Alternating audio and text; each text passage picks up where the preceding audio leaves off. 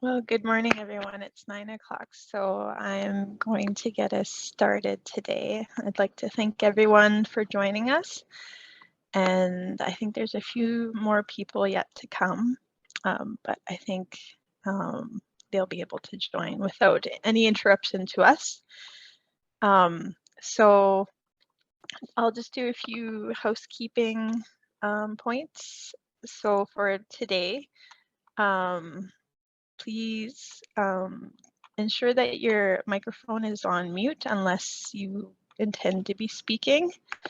And then there's also, if you click on the participant icon, you can see everybody there, but at the very bottom, there's a raise hand function. So if you do want to speak and there's awkward moments, please raise your hand. And I'm going to actually ask Eric if you will keep an eye on that for me as well, because I know myself well enough to know I get distracted from that. But we will try to include everyone's questions or comments throughout the presentation. Noting that there is at the very end of the presentation a significant earmark of time for questions and discussions and ideas. So we hope to make the most out of that. So the session is being recorded, so I'd just like to bring that to your awareness. And there's also a chat function as well. And sometimes chat is a nice means of providing input or asking questions that we can incorporate as well. So again, thank you for coming. I'm just going to see what's on the screen here.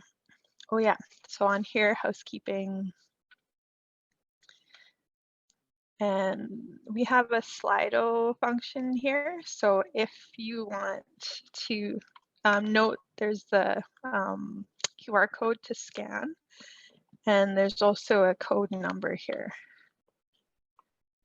Oh yeah, I see. So you can do it online through slido.com and scan, or just scan the QR code. And that's a means to engage. I think the theme is in there, but I think it has to do with ideas or inputs or things like that. So this is a way that we can kind of build a bit of community. It's been a general practice of our team to really spend some time in sharing a bit about each person and really establishing more of a community. We are not doing that with this specific session. So, I mean, there's kind of a gap that we have, so we wanted to fill it in a time efficient manner. So we're using this means of technology for that. So please make use of that throughout the session. One edit to the agenda. I don't know if the edit's already been incorporated, but I'm going to hand it over to Ed Lucier for opening prayer from Muskeg Lake. And we'll do that. Thank you, Ed, if I can pass it to you.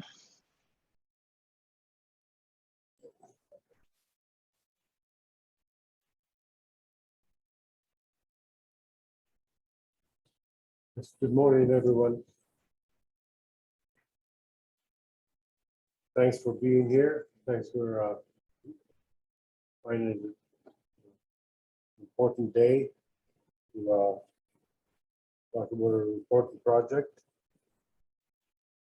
I was thinking on the way over here of how we're all interconnected, and we are all Wakota wind, the wind, the water, the land, the people.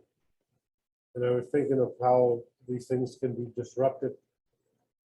I was thinking of those 200 people who worked in that candle factory in Kentucky over the weekend, experiencing that horrific tornado, 200 miles long.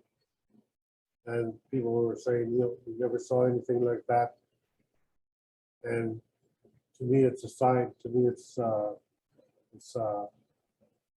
was that film Koyan Iskatsu, which means the world turned upside down. And I'm sure for those people, that's how it felt.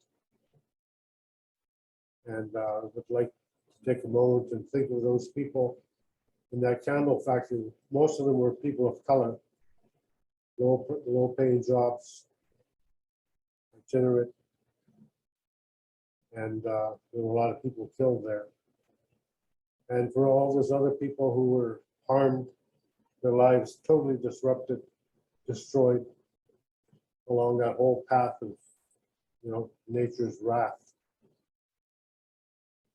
And to me, that's a connection of climate change, of things that were so exceptional that it's a sign. It's a sign that things have to change. And we're grateful that we're here, that we're all part of that change.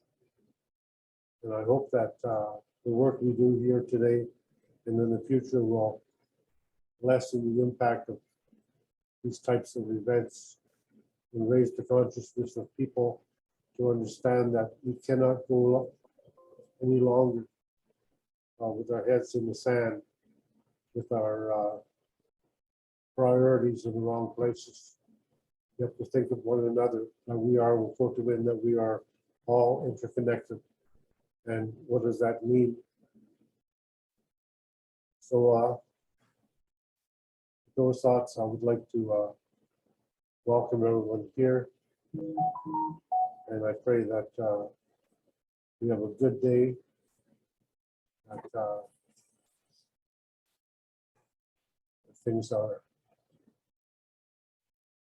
done in a good way.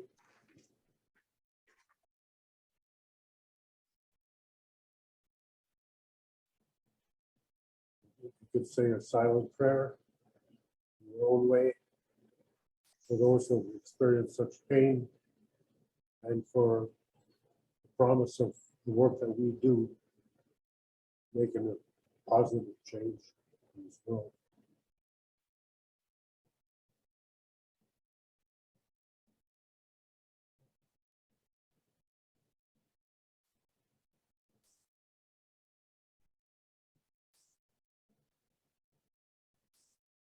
Okay.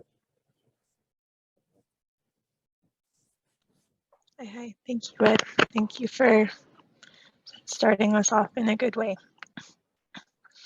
Joanne, you're next on the agenda. I'll hand it over to you to give greetings from Muskeg Lake. Good morning, and Tansa. My name is Joanne DeRocher. I would like to acknowledge I'm speaking to you from Saskatoon, Treaty 6 territory, and that is where both Mistawasis Nêhiyawak and Muskeg Lake Cree Nation resided. I just want to, before I begin, I want to, as well as acknowledge anybody who's on this meeting who is, any chief or counselors I want to acknowledge, as well as land managers. And to each and every one of you guys are here today. And I just want to kind of emphasize what Elder Ed Lucifer just said in his prayers, and that connectedness. And, each of us, I would like for each of us to remember, like our lives emerged from stories of our creation and our teachings, and about and how to be in relationships.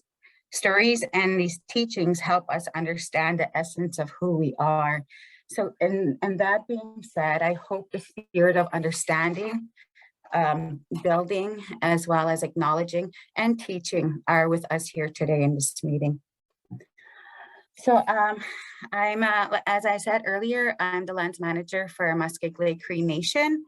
As a lands manager, I'm just going to give you a little introduction of Muskeg. We have approximately over 1,800 people. Majority of the people, members of Muskeg, do live off reserve. We have maybe just a little over 100 people that do, 400 people that do live on the nation. We have over 35,000 acres of land. These lands are diverse here in Saskatchewan. We got our homeland. We got land in Leask, Meeting Lake, Blaine Lake, Saskatoon. Some of the land uses we have are, we have numerous commercial businesses. We have a lake called Lake Petaquakwe, which is a seasonal campsite. We have a food forest as well. some of the agriculture activities, we do have our pastures, crops. We have a couple big main lease agreements with a couple of the local farmers in that area. The nation is unique because the nation has communal land as well as certificate of possession land. And then Muskeg in itself is unique in that sense because a lot of majority of the land on the nation is CP owned. Right now, the lands department, we are currently developing our governance system. Our government system includes our land code, our land use plan, our environmental management plan, zoning, as well. Some unique features about some of the land management we do have, which is our land registry system, our permits and leases. And as I did mention before, we do have CP holders. We have TLE land, and as a nation under land code, we do have a lands advisory committee. So who is part of the lands department and who we meet with on land development issues. And I think that's it. And I'm not too sure if there's anything else I need to add with that. And again, thank you, everybody. And this is great times for everybody involved. And I'm looking to developing these relationships as well as learning from each other as we go forward. Hi. Awesome. Thank you so much, Joanne. That's great. Next on the agenda is greetings from Mistawasis Nêhiyawak. And Anthony, I'll hand it over to you. Thank you, Ed, for starting us off in a good way. First, I'd like to thank our core team for making today possible. And I'd like to welcome everyone to our Bridge to Land, Water, Sky. I also welcome you on behalf of Mistawasis Nêhiyawak and Chief Daryl Watson. We are glad that you can join us here today to learn together. I'm Anthony Blair Drever Johnston. I'm a special advisor to Mistawasis. Very recently, just a few months ago, I retired as a special project worker for Mistawasis. A lot of my work entailed environmental and climate change projects. I also was Mistawasis lead for our comprehensive community planning process. Sometimes people would ask me, what is special projects? For me, special projects was all about relationships, finding people, communities, organizations, and institutions to work with Mistawasis on matters of mutual concern. And lately, that has been environmental and climate change projects. For Mistawasis and many First Nations, especially on the plains, our ancestors found strength by working with others. They found strength through partnership, alliance, and friendship. And today in the 21st century, we realize that we cannot deal with the problems impacting our community on our own. So we find strength through partnership, alliance, and friendship. The core team that I spoke of earlier includes the University of Saskatchewan, 2 non-government organizations, and Muskeg Lake, as well as a province-wide group of land technicians for First Nations in Saskatchewan.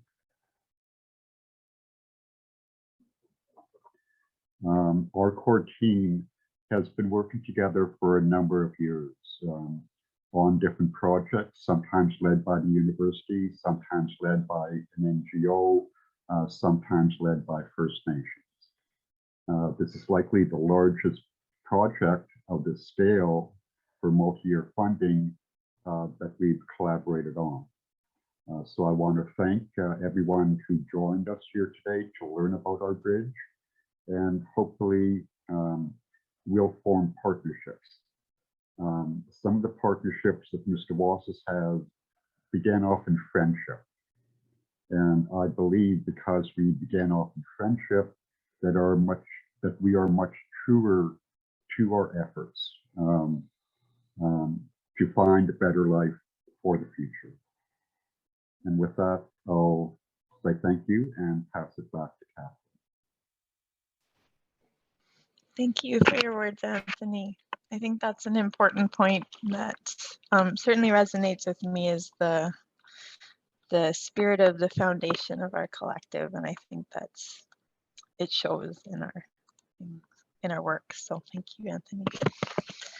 Anita, I'm going to invite you to speak and provide a little bit of history about the community partners and our guiding principles. I pass the mic. Good morning, everyone. I would like to send out a welcome to today's event and just give you a little bit of background information on myself.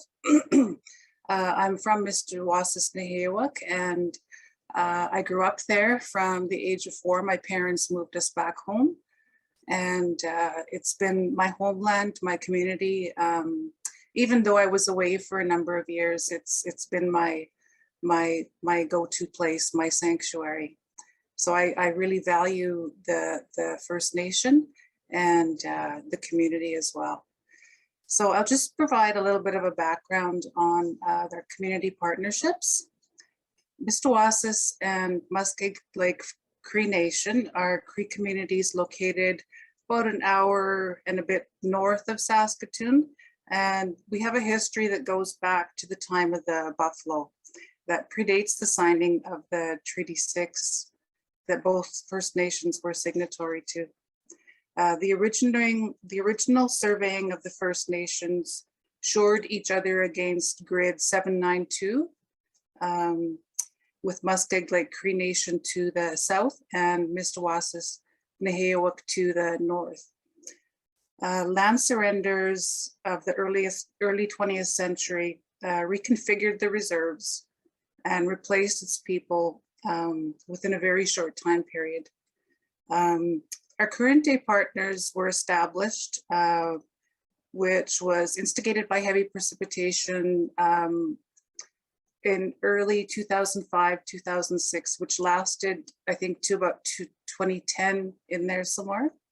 The result was flooding within our communities and most of the prairie provinces and central Saskatchewan as well.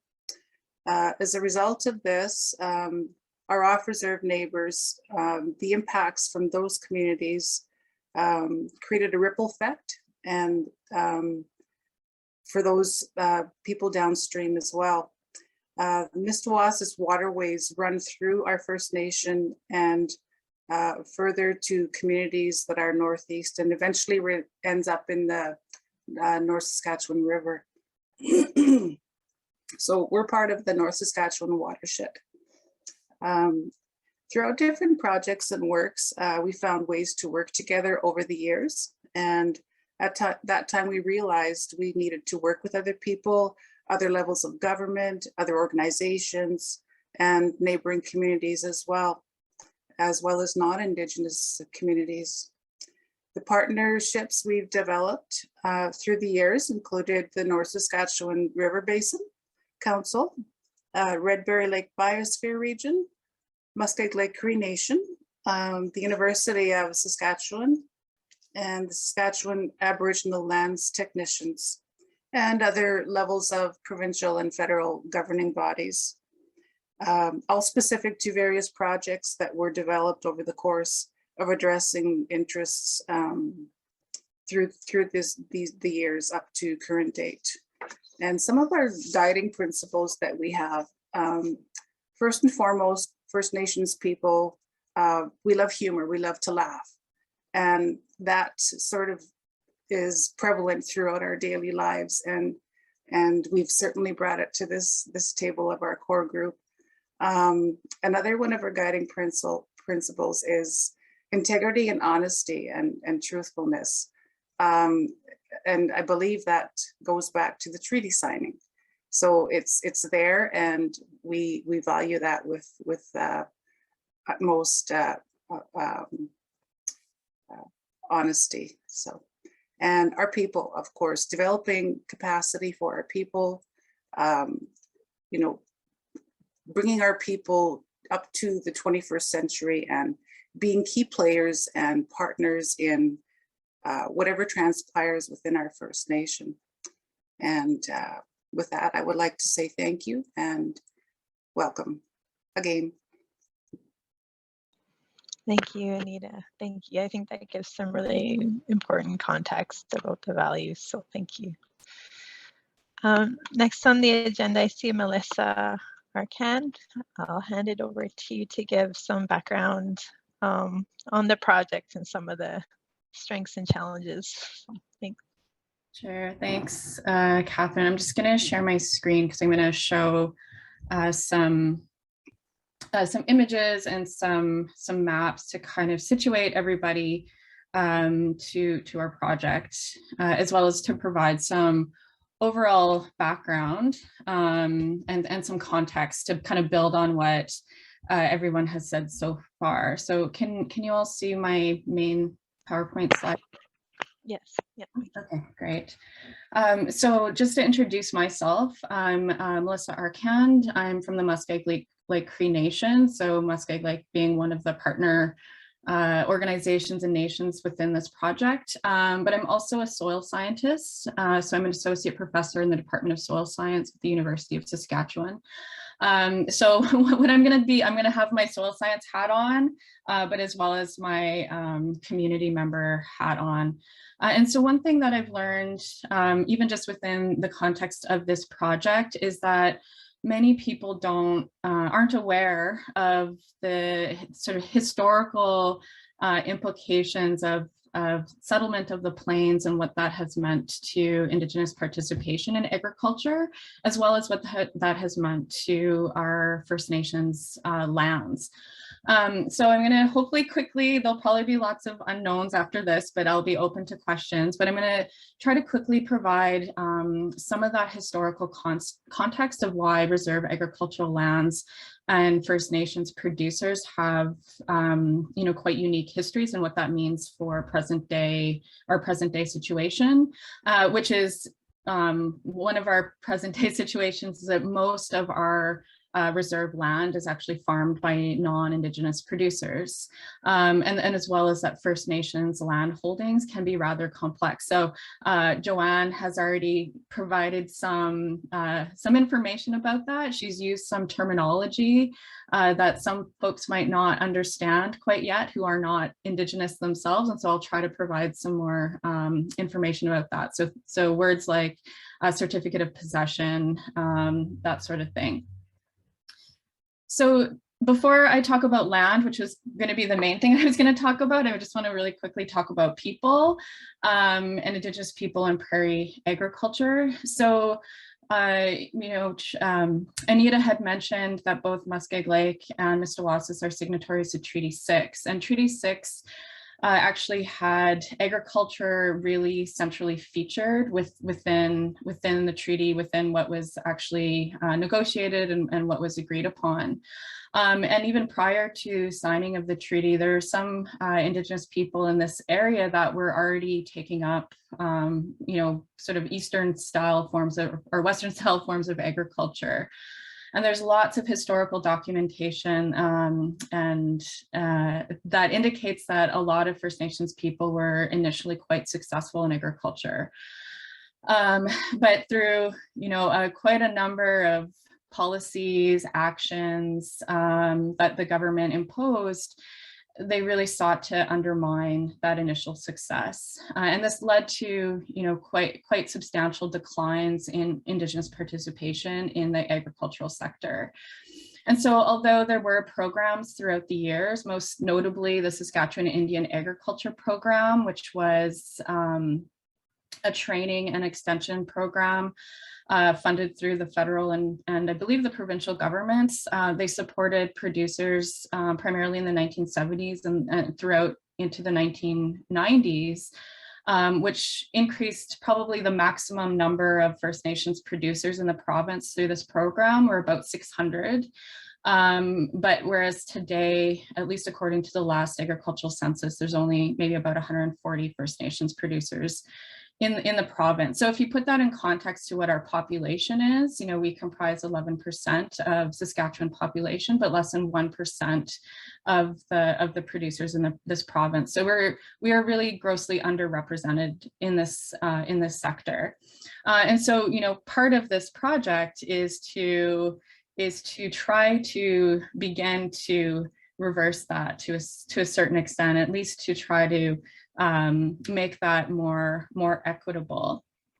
So there's a lot of history, and I'm sure if anyone has any questions, Anthony and others can provide much more detailed historical context, but I thought it was important to note that though we're focusing on climate change and agricultural climate solutions that can help mitigate against climate change by managing our lands, it's really important to understand that sort of the social context under which we are operating. So I wanted to provide a bit of that background. All right, so I do want to now turn the attention to land for a little bit. And so this is a Google Earth satellite image of the southern portion of Saskatchewan, obviously our agricultural region. And one thing that I wanted to point out, which I think most Indigenous people understand, but a lot of non-Indigenous people don't quite understand the mark of settlement that has occurred across the prairies and what that has meant for First Nations people. And so one thing I want to zoom in on is there's little patches of green. If we start from the southeast corner of the province and we work our way northwest, we have little patches of green throughout. And what that tells us actually is where most of Saskatchewan's First Nations are located. We're actually located within much of these patches of green. And so this says, a couple of things. It says that our lands in present day are probably already storing a lot of carbon. They're probably already, important habitat for wildlife and other animals, probably a storehouse of biodiversity, and also a place where there's still parts of the land that have either, been able to exist relatively, undisturbed for centuries. But what it also kind of tells us as a story is that much of our reserve lands were also located on more marginal lands. And Anita had mentioned that both Muskeg Lake and Mistawasis Nêhiyawak, we lost some of our lands through land surrenders as part of the soldier settlement that occurred in the early 20th century. And so prior to these land surrenders, we did actually have higher quality agricultural land, but those lands were lost. And so what that meant is that our lands became more marginal. So we had less number of acres to be able to actually engage in agriculture. Now, zooming, I guess, in a little bit and wanting to kind of bring this into context of soil a little bit.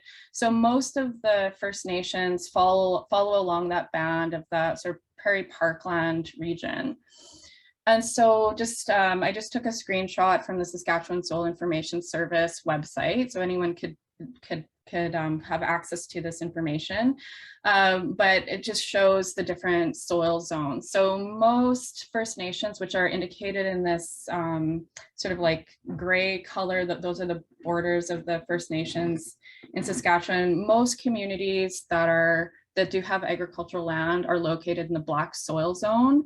There's some lands that are in the dark brown soil zone and the brown soil zone. And of course, there's a lot of communities that are more north that are in that, dark gray those luvasolic soils. But for the most part, most First Nations in Saskatchewan are located in that black soil zone. And so Catherine had mentioned, and I believe Anita as well, that both Muskeg Lake and Mistawasis are located in the North Saskatchewan River Basin. So this map here also shows the sort of the boundary between Treaty 4 and Treaty 6. And the North Saskatchewan River Basin is located in Treaty 6. So we're looking north of this black line. And so if we look at the North Saskatchewan River Basin, which is delineated by this blue boundary, and then the Red Berry Lake Biosphere Reserve, which is located or indicated by the red boundary, there's actually a lot of First Nations that are located within this region. So about 22 First Nations hold lands that are within this region. And again, most of these communities would be located on that, that black soil. But as I indicated in the previous slide, most First Nations in Saskatchewan are sort of located in this general biogeographic region. So some things to note is there's obvious diversity in the lands that are spread throughout this area. So in terms of topography, in terms of soil type, there's quite a large range. And I'm going to zoom in a little bit further. So situate where Mistawasis and Muskeg Lake are located. So Mistawasis to the north and Muskeg Lake just a little bit to the south. And I'm going to zoom in a little bit more closely on these two communities. So we've got our two communities, and just to make note, the different colors on the map, those polygons on the map indicate the agricultural capability classification. So you can see that there's a diversity of soil types, agricultural capabilities. Between each communities, the I guess constraints to crop production can be quite varied, can be quite different, because actually the soil types are quite different across the communities. So we have different challenges. We have a diverse set of challenges. So even if we're looking at just these two First Nations, we're covering a lot of diversity. So if we think about, scaling up, and we think about the regions outside of the boundaries of these two communities, our hope is that the information that we can get by working closely with these two communities will also have applicability to others as well, at least in terms of the approach that we're taking. So within both communities, agricultural land is, we have both grain production as well as pasture and some cattle production. As I mentioned before, a real range in soil types, from very light textured sandy soils to very clay, heavy soils and muskeg and peatlands. And again, ranges in topography from very steep, steep stony slopes to really nice flat, glacial plains. The producers are as unique, I guess, and diverse as the land. So we do have grain producers, we have cattle producers, but generally speaking, the larger scale grain producers tend to be the non-Indigenous neighboring farmers who lease the land. They definitely farm the largest number of acres, and not only do they farm land within the communities, but they also farm their own land and rent lands from others as well. So again, any one farmer might be farming a diverse set of land as well. Within the communities tend to be a little bit smaller scale in terms of the number of acres that they farm, also tend towards being either mixed or solely cattle operators. Now, Joanne had mentioned this term certificate of possession. So on the First Nation, there's a couple of ways that the land is actually held. So all First Nations reserved land is actually held in trust by the Crown. But the band, so the First Nation band, they have control over making, land management decisions over parcels of land within those reserve boundaries. But both Muskeg and Mistawasis have certificates of possession. And this means that individuals, rather than the community as a whole, can essentially hold title to that land. But because it's still reserve status, the land can't be used as collateral, can't be used to be able to get a loan, for example. And that has been one of the biggest barriers to Indigenous participation in farming, is this inability to use land as collateral to get bank loans. So within both communities, there's land that is solely managed by the band, and the band would enter into lease agreements with local farmers. But then we also have a situation where we have individual band members that can also enter into an agreement with a producer outside of the I guess, the control of the band. So it does lead to a multitude of different types of relationships between producer and First Nation, in terms of whether we're thinking about the First Nation at the community scale or First Nation individual band member. So I wanted to provide a little bit of that context in terms of the unique opportunity that we have as far as the producers that we are working with, as well as the land types that we're working with, and what we view as an opportunity to be able to sort of I guess unravel some of these complexities and try to work towards a common good in terms of how our lands are managed and what kind of agricultural productivity occurs on these lands.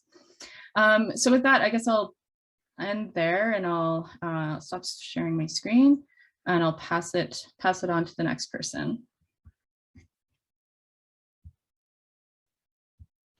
Thank you, Melissa. Thanks. Sorry, I see a chat. Should take questions. Melissa should take questions from Christy. I agree. I think you covered a lot, Melissa. I think I'm familiar with this, and I'm still like, it's complex, so. Are there any questions for Melissa? We'll do a quick pause before we hand it back to Anthony with goals.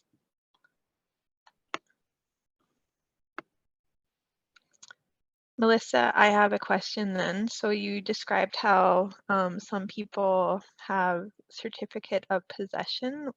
How did that come to be? How did individuals come to get possession of the land?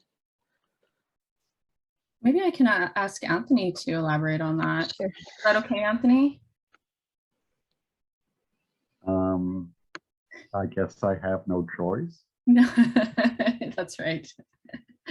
As was mentioned earlier, our ancestors once followed the buffalo, the plains bison. There were many communities, many tribes that followed the buffalo and depended on the buffalo. In the late 1800s, for many different reasons, the buffalo came to a point of extinction.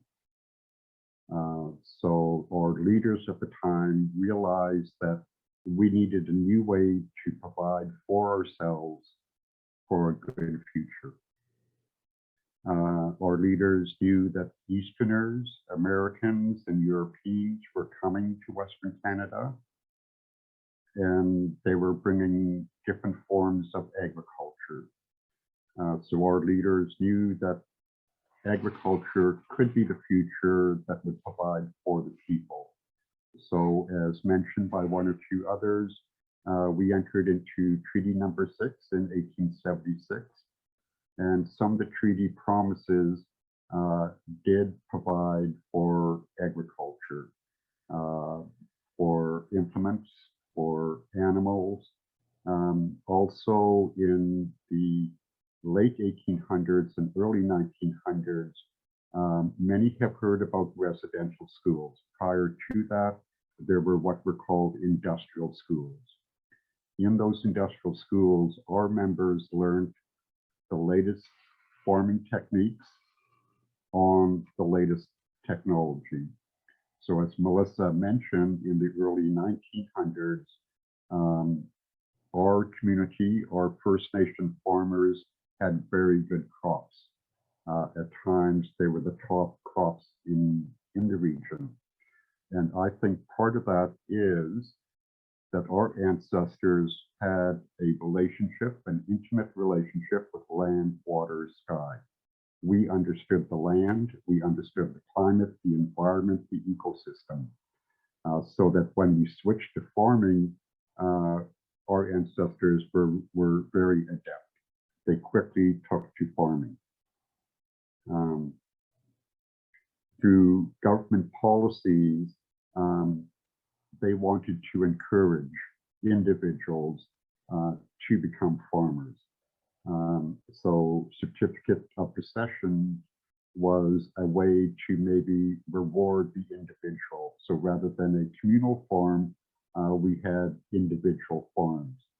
A certificate of possession was issued when an individual demonstrated that they made improvements to the land.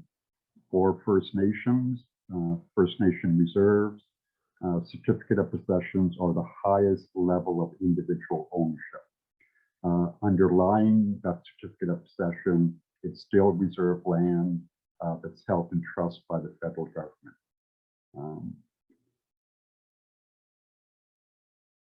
Does that cover it? I knew you would be able to provide some really good historical context. That's why I passed it over to you, Anthony. Anita, you wanted to add something? Yeah, just a quick tidbit of information. Within the province of Saskatchewan, my father, Elmer Ledoux, was the first person to receive a certificate of possession back in the day. And another reason why many individuals received certificate of possession was actually related to the fact that they were World War veterans. And so in the case of my family, for example, my dad's father, he received a certificate of possession upon return from the Second World War. So, a big reason why many people, individual families might have certificates of possession is because they had a family member who was a returning war veteran.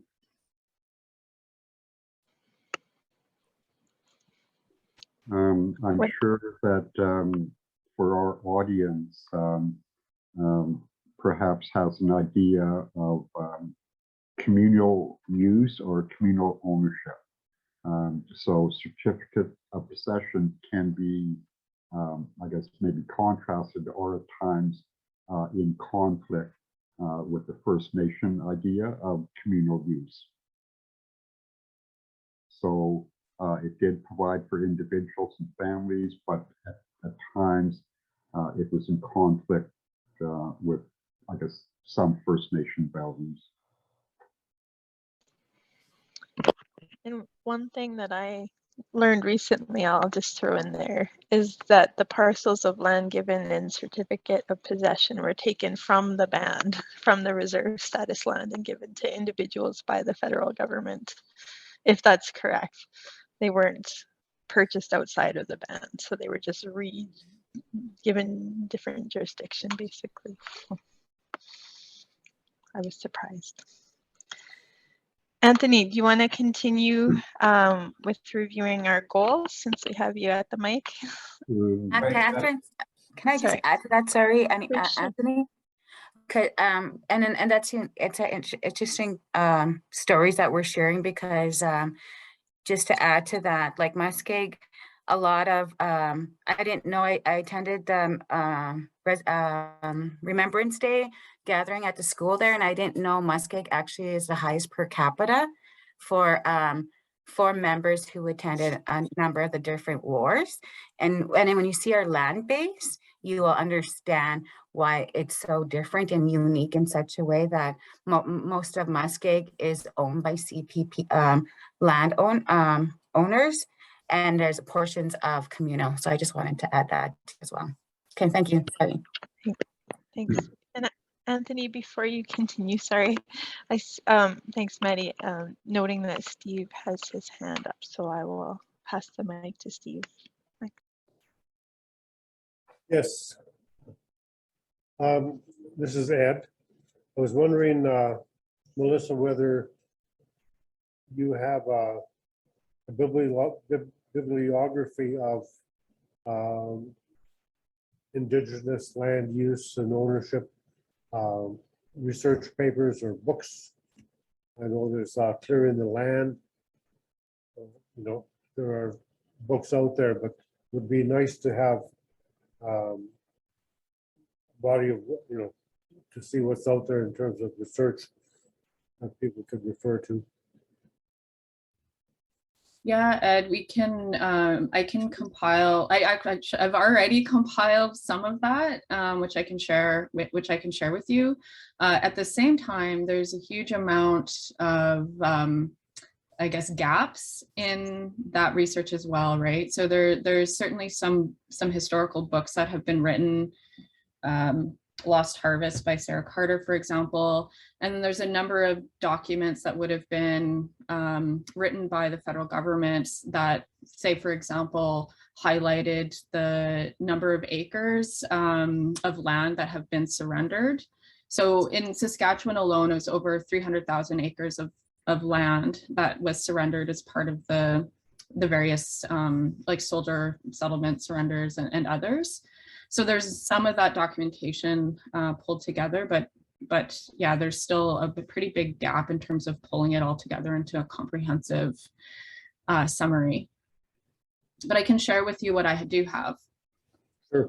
I was thinking of that in regard to the Mistawasis presentation at the Ag, Indigenous Ag Conference. And that was eye-opening for me. I hadn't realized that, I mean, here we are, it's the same story. It's just a slightly different characterization of what happened. And so I said, you know, it would be nice to have that information, you know, have a discourse on it, not only amongst Indigenous people, but, you know, settler folk, so they can realize, you know, what happened. I mean, people were amazed when I told our own story on Muskeg and what happened. You know, they couldn't quite believe that such a, you know, that my grandfather Isidore Ledoux was given land, you know, when he came back from the First World War on his own reservation. You know, I mean, they said, well, how could that happen? I said, well, that's the government for you. So having people know that information is so important because they, you know, they're our allies in many regards. Yeah. Yeah, totally agree, Ed. That's a wonderful idea. Good, thank you.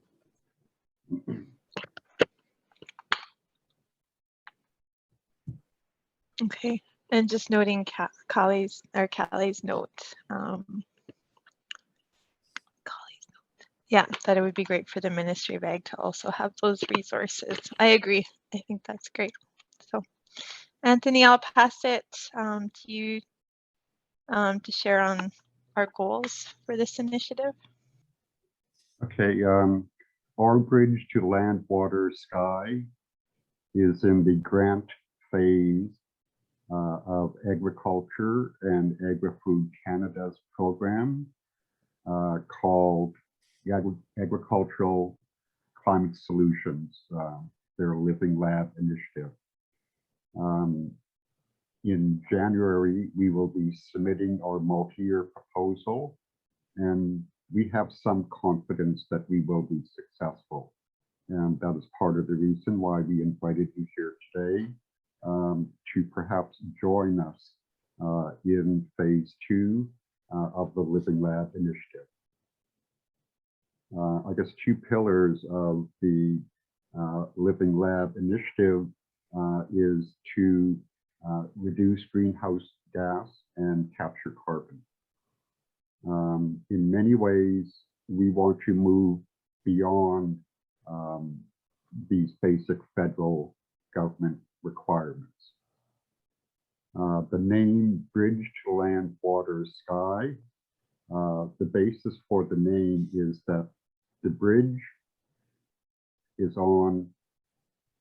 built on human-to-human relationships. When we find ways to work together, we'll be the bridge to better connect, to better relate to land, water, sky. The bridge is also a revival of our ancestors' intimate relationships with land, water, sky. And it wasn't just Indigenous people in North America that had this relationship to land, water, sky.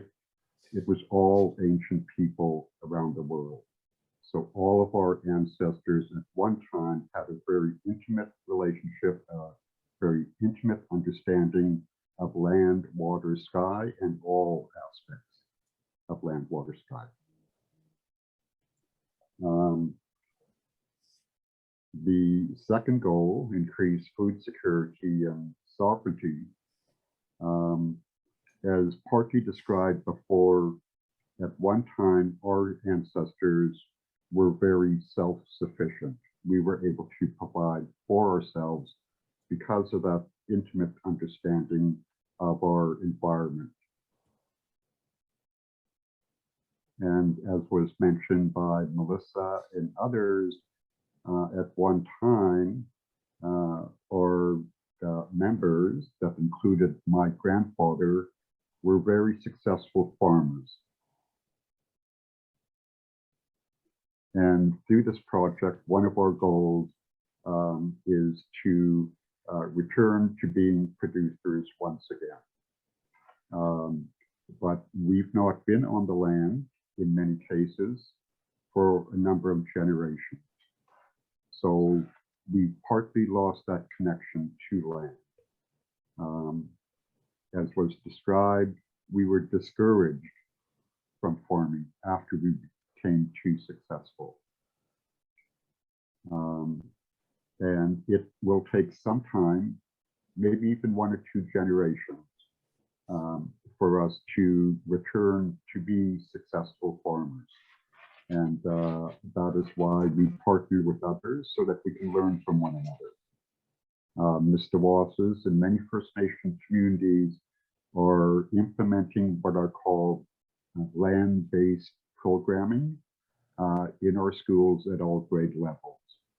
And the main idea behind land-based programming is to learn on the land and learn from the land, just like our ancestors. And of course, part of that is that we want to protect biodiversity and water within our lands. And we know that our communities do not exist in a bubble. As Anita described before, there were events that happened to the west of Mistawasis that worsened our flood problems that we experienced a number of years ago. But also action that Mistawasis took, we knew that would impact other neighbors to the north of us. So we know we have to work with our neighbors and learn from our neighbors. Through the Bridge to Land, Water, and Sky, we also hope to create employment opportunities for our respective First Nations, but also with our partner non-government organizations. We hope to create learning opportunities for youth, but also for all of our communities to work together, to learn together, to live together. We also hope to reimagine the Indigenous landowner-producer relationships for it to be beyond a rental agreement, beyond yearly payments. We all want a good future. When it comes to agriculture, that means good land, good soil. So we want to work together to ensure that we take actions have good practices that benefit the soil, so that we can grow crops in the future, or the grandchildren can grow crops in the future.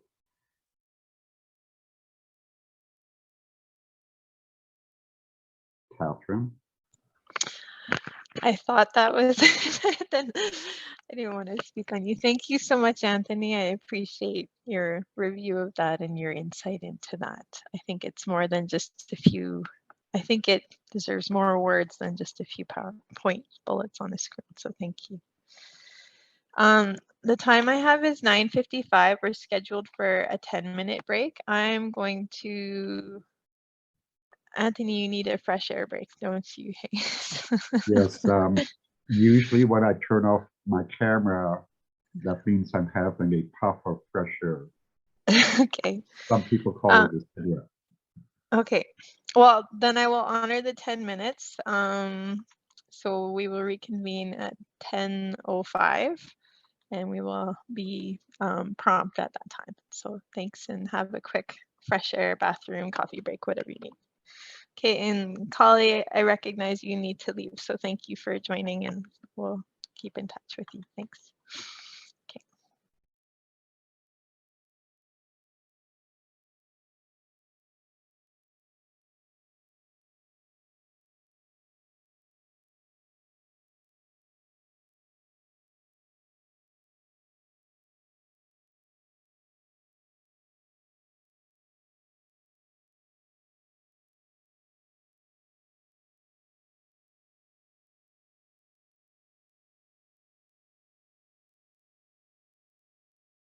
Our governance model.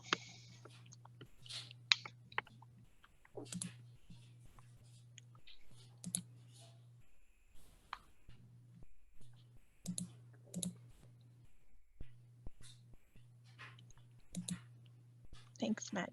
This is great. Okay, so I did some brainstorming on the governance model, and we came up with the in following with the Indigenous theme or lead proposal. You know, the options were to do like a flow or a flow structure with circles and arrows and squares. And then we thought of doing, and there are circles and arrows in here. So we went with that. But the idea is to use a teepee model. So the governance structure, traditionally meetings and decision-making was done in a teepee by leaders, and they would come together in the teepee. And so the structure is significant, you know, the shapes within it are significant. And just starting on the left-hand side at the bottom, the entryway or the door is the gateway into the teepee. And for this project, that model, you know, entering the project through the First Nations, and that might mean like having an understanding of the history, or, you know, largely, I think what's very significant is the establishment of a relationship of some sort with Indigenous members is an important piece. So you're not entering through you know, an NGO or the university or Agri-Food Canada, but you're entering the project through the lens and the relationship building with the First Nations. So that's an important piece. And then inside the teepee, shifting to the right-hand side, the circle, that's a cross-section looking down. And so in the teepee, there would be a fire in the center, and this fire represents the core team or project leads from the different communities or groups in our proposal development. And this is burning all the time. So there's regular meetings happening and regular communication occurring within the project team. And then around the fire in a teepee, there would be seats for members or partners to come and join in that and share in the discussion. And so each of these lighter gray circles represents a seat or a place where partners that participate in the project have a place. And this would manifest in like an annual gathering where we come together and we discuss and we have community and decision making about the project as a whole. Again, connecting with the team that way. And then the black circles represent a cross section of the teepee poles. And this is the structure, the skeleton of the teepee, and this is what holds the teepee up. So this is intended to represent our producers. Without those producers and that engagement with the producers and that bridge, as Anthony really eloquently shared, that relationship with the producers. Without that, we don't have structure. We don't have a project. So, I mean, we can talk in a circle, but if we don't have the producers, we're not going to achieve the goals of this project. So that's what they represent. And then the fabric that circles everything is intended to be the communications, the knowledge transfer, the traditional knowledge piece. And this is the sharing with everyone. So this is sharing beyond. And then if we shift back to the left, the teepee structure, you know, that's the first thing you would see from afar. Is the teepee and that shape there. So that's what people will see, and that's our communications and our sharing. So this would be, you know, the marketing plan, strategy, our social media reaches, and that wraps everything. So everything is connected by that communications, and that ties back into the relationship. So this is an image of the plans for our governance structure. I still intend to throw a few practical applications to challenge decision making to make sure the flows will work. But I think so far it's been received with positive input from our collaborative parties. So I'll pause for any questions on this item, and then we'll see how our logistics are working for Christie's.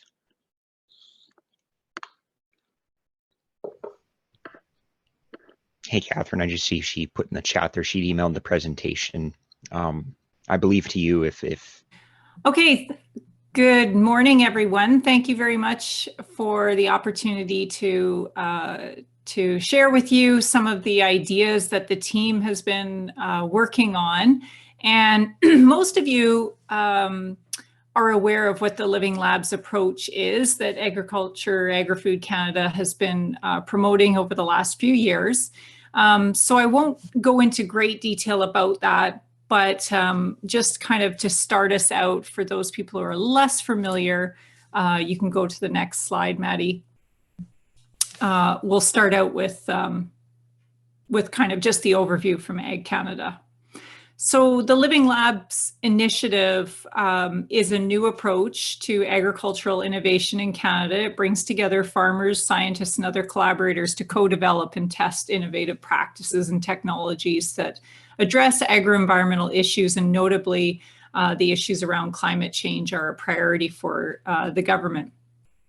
And this is an iterative process. Of course, one thing that's missing in this definition by AAFC is you know, Indigenous First Nations, who are a key player. So the same parties are involved, and there still is an idea to co-develop. But of course, through this Living Lab, the Bridge to Land, Water, Sky, the idea is that it would be led by First Nations to lead that co-development process and bring together the various people who are here on this call. Okay, next. Now, the Living Lab core principles generally focus on the farmer and landowner needs. And of course, in this context, we're talking about Indigenous landowners. There's obviously a broad number of partnerships that are out there, and those partnerships are critical not only to sort of building a living lab, but you know, making it successful on the ground and actually implementing the work. Ultimately, one of the key principles is testing these innovations, these agricultural innovations in a real life context. So what does that mean? That means doing the BMPs or implementing BMPs on real working farms rather than test plots, and seeing what the results are in real time and modifying or changing what you're doing also in real time. And one of the other kind of key aspects is that we have to measure the outcomes of those kind of real-time practices. And the way to do this is to use indicators around productivity of either crop or livestock. Of course, the focus is on soil health and carbon sequestration for this protocol. And water quality or water supply, biodiversity, and socioeconomics are all critical to that measurement piece, and that's where the science comes in. Okay, next. And importantly, one of the key solutions that's being proposed is this idea of nature-based solutions. The reason nature-based solutions are so beneficial is because they actually create a win-win-win. So we think about who are we trying to, what are we trying to work towards? We're trying to work towards agricultural sustainability, and food production, environmental health, and farmer or landowner economics are all part of that. So we don't want to see that we're producing more food at a cost to the environment. We don't want to have the environment doing better at a cost to producers who make a living off of that land. And so the idea is to build a system that is more resilient, that decreases the amount of trade-offs for environment or for greenhouse gas emissions. And at the same time, we want to boost those kind of ecosystem services. So those are the outcomes that we're trying to measure. All right, next. And a recent paper by Drever et al. That just came out in earlier this year around nature climate solutions for Canada provided some important context around what types of agricultural practices, as well as non-agricultural forestry practices, can be important in contributing to climate change mitigation.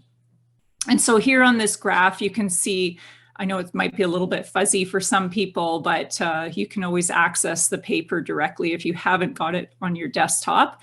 The types of innovations or nature-based solutions that can be implemented on agricultural lands, with wetlands, with grasslands, and then at the bottom is forests. And collectively, if we actually implement these practices in Canada, the estimate is that this can actually, by 2030, we can actually sequester 78.2 TGs of CO2 equivalents per year, along with a whole suite of co-benefits for biodiversity, water quality, et cetera. And the biggest contributors to that seem to be cover crops, grassland, and wetland retention. These are practices that can actually offer the greatest carbon capture potential. So much of what we have been focusing on in this Bridge to Land, Water, Sky is around those practices which would have the greatest impact on reducing our overall emissions and increasing carbon capture. All right, so go ahead to the next. So many of you have heard about regenerative agriculture, and this is a promising nature-based solution or innovation. Regenerative agriculture has been promoted in the agricultural community for some years now, and it centers around 5 principles of no-till, having plants with diverse living root systems, minimal use of chemicals, both fertilizers and pesticides, aspects of holistic adaptive grazing, and integrating livestock into cropping systems. Now, the challenge with implementing regenerative ag, Maddie, if you could add one more next, is that most of the producers who are trying this are trying single so-called BMPs on their fields, and individual changes often don't work as well as hoped. The other kind of problem is that there's pretty much a lack of science that supports the application of many of these, with the exception of no-till. No-till has been long studied and advocated as an important aspect of agricultural sustainability. But many of these other interventions are less well studied. Okay, next.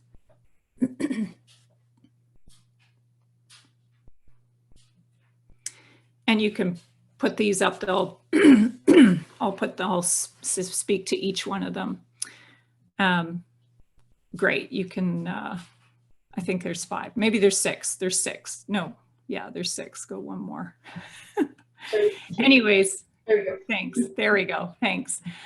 So the Bridge to Land, Water, Sky, we have developed a set of activities. These are kind of overarching activities. Of course, there are a number of activities within them, but importantly, I'll just kind of go over them at a high level here. But the first is to engage producers, youth, and other stakeholders, and that's in many ways what we're doing today.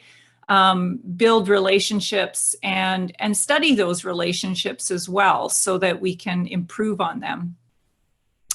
The second is around exercises to characterize the agricultural lands in the Indigenous communities. So Mistawasis and Nêhiyawak and Muskeg Lake both have complex agricultural lands, and we need to take inventory of those and map and identify them, as well as the wider region within the North Sass Basin.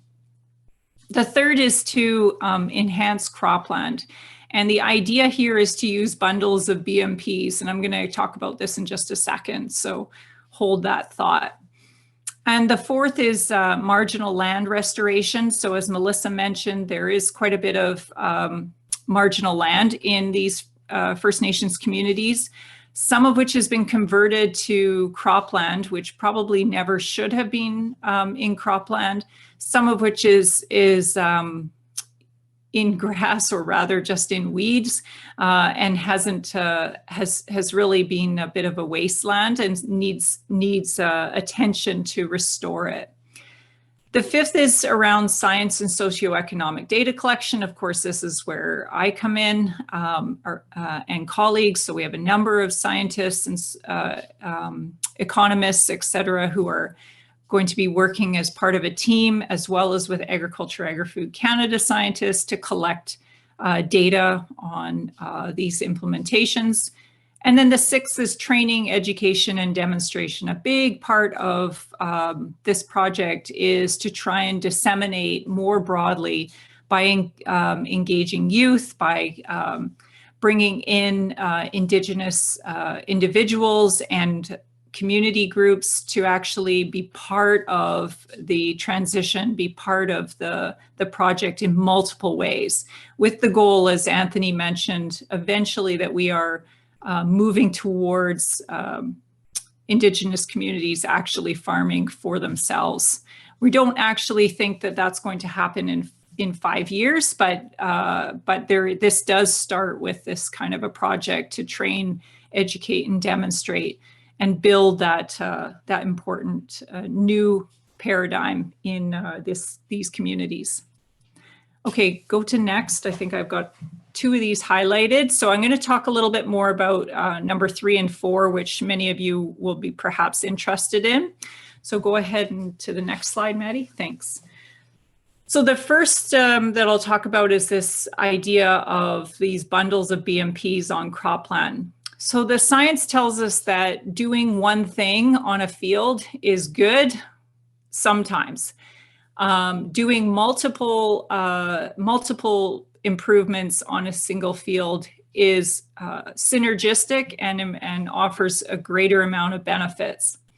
And so the concept here is to use a combination of BMPs that cover these kind of 3 categories.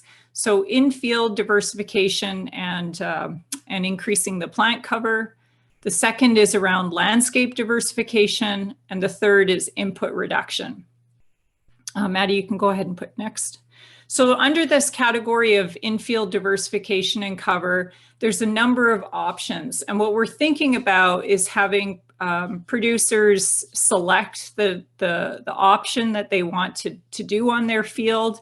So there's choice, and it's also allows for customization of what works for them in this particular context. So here's just some examples of how to diversify and increase the amount of plant cover. The second, under landscape diversification, options again. So they can retain wetlands or enhance them by improving the margins and around wetlands. They can improve the cropland edges that are marginal land. They can add shelter belts or add silvopasture. Shrubs and berry hedgerows are another example, and there's probably more. And then the third, around input reduction, this is fairly key to being successful. Of course, fertilizers, in particular nitrogenous-based fertilizers, are one of the largest contributors to greenhouse gases through nitrous oxides. So reduction in fertilizer use as well as pesticide use reduction will improve the overall integrity of the system and allow for these other improvements to also be more beneficial. So producers will be encouraged to choose what they're going to do to reduce their fertilizer pesticide use and implement that in combination with these other categories.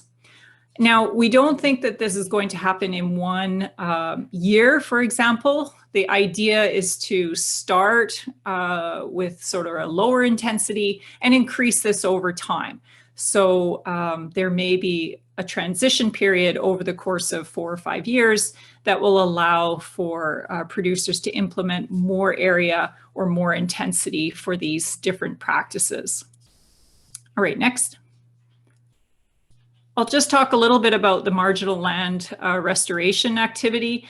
And as Melissa mentioned, there is quite a bit of land that is marginal on thin soil. Some of it is saline. Other areas have essentially been left unmanaged. And some of it's been unsuitably converted to cropland. So the goal would be to restore this land, bring back diverse grasses and forbs, and through plantings, grazing, fire management.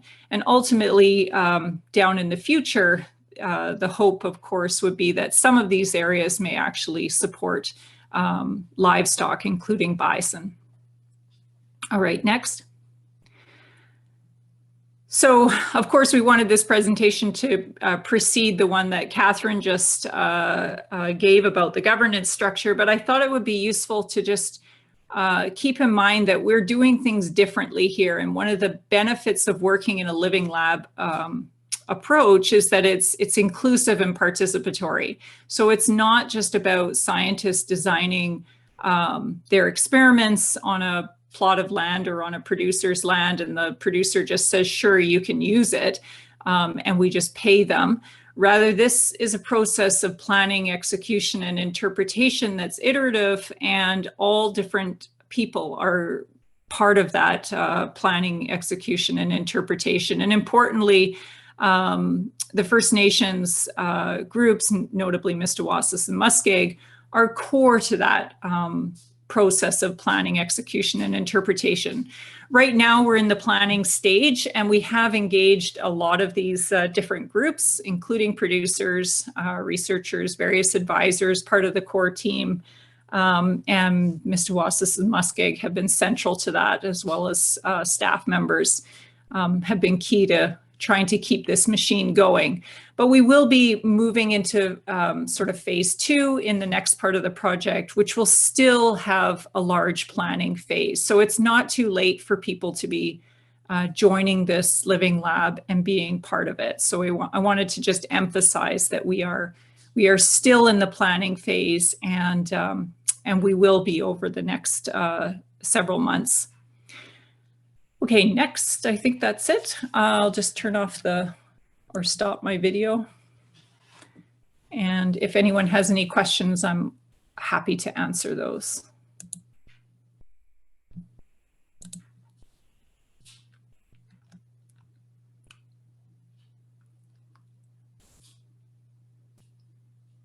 And I did see a question just about sharing the presentation. I think we're recording all of this, so everything will be available for people to view again or to share with other people who missed it. Thanks, Christy. There's one question. Will this project go outside a specific region, from Marianne? Yeah, I think it's a good question. I think our goal is to start with the 2 First Nations communities, but as Melissa showed on the map, the boundaries for the North Sass Basin and within that, the Redberry Lake region are kind of our goal for in terms of dissemination, that we're going to be working on First Nations lands in a wider area. Now, the question is, will we expand this across the province and perhaps into other parts of the prairies? That is our ultimate goal, and there is plans in place for us to kind of reach a stage where we can do the same process again with a wider set of First Nations communities, pending the information and the successes and lessons learned, I guess, from our first iteration. So yes, the goal is to go outside this smaller region, but we would like to start small to be, to be successful and to learn the important nuances. The other thing I wanted to mention, and I've learned this through working now with Joanne and with Anthony and others, that and as Melissa accurately described, the complexities of each of these land ownership agreements and the producer rental agreements are very, very individualistic and unique. And so there is no one size fits all. And I think we have to be prepared that when we move outside of one First Nations to another First Nations, this won't be a carbon copy. But there are some commonalities, and I think we can highlight what those are. Awesome. There's another question. Oh, I think Anthony, you want to add to that? I heard Anthony. I just want to add a quick comment.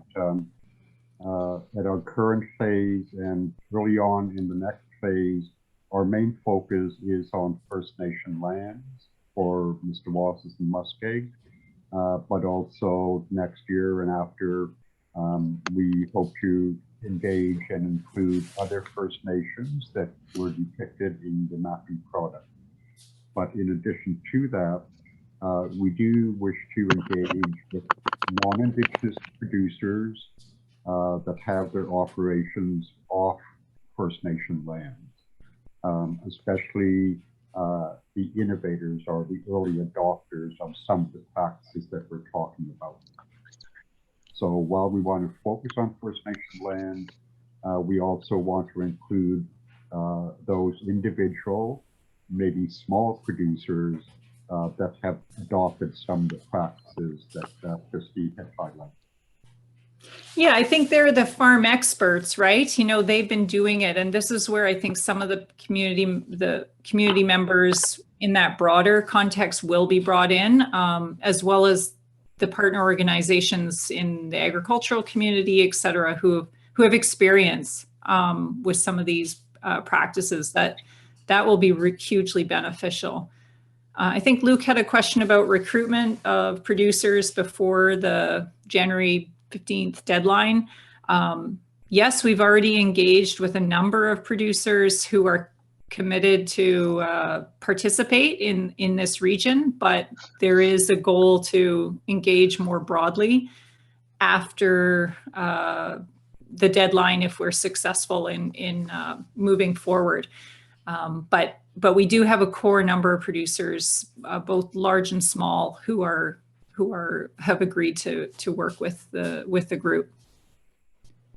And sorry, Melissa had something to add. Yeah, Melissa, if you're safe. Go ahead. Sorry, a fire alarm in my building was going off just as Anthony was in, so I couldn't hear what he said, but it's gone, it's off now. Anyway, I just wanted to address the comment again about producers outside of the two communities. And I think, one thing that we've talked about, again, Anthony had mentioned, the early adopters who might be farming off reserve, non-Indigenous farmers that certainly we'd want to engage in. But of course, many of the farmers who do farm on the reserve also farm off of the reserve. And so what we'd also would hope is that, any of the innovations that they might trial within the reserve boundaries could potentially also be trialed on other land that they farm off the reserve.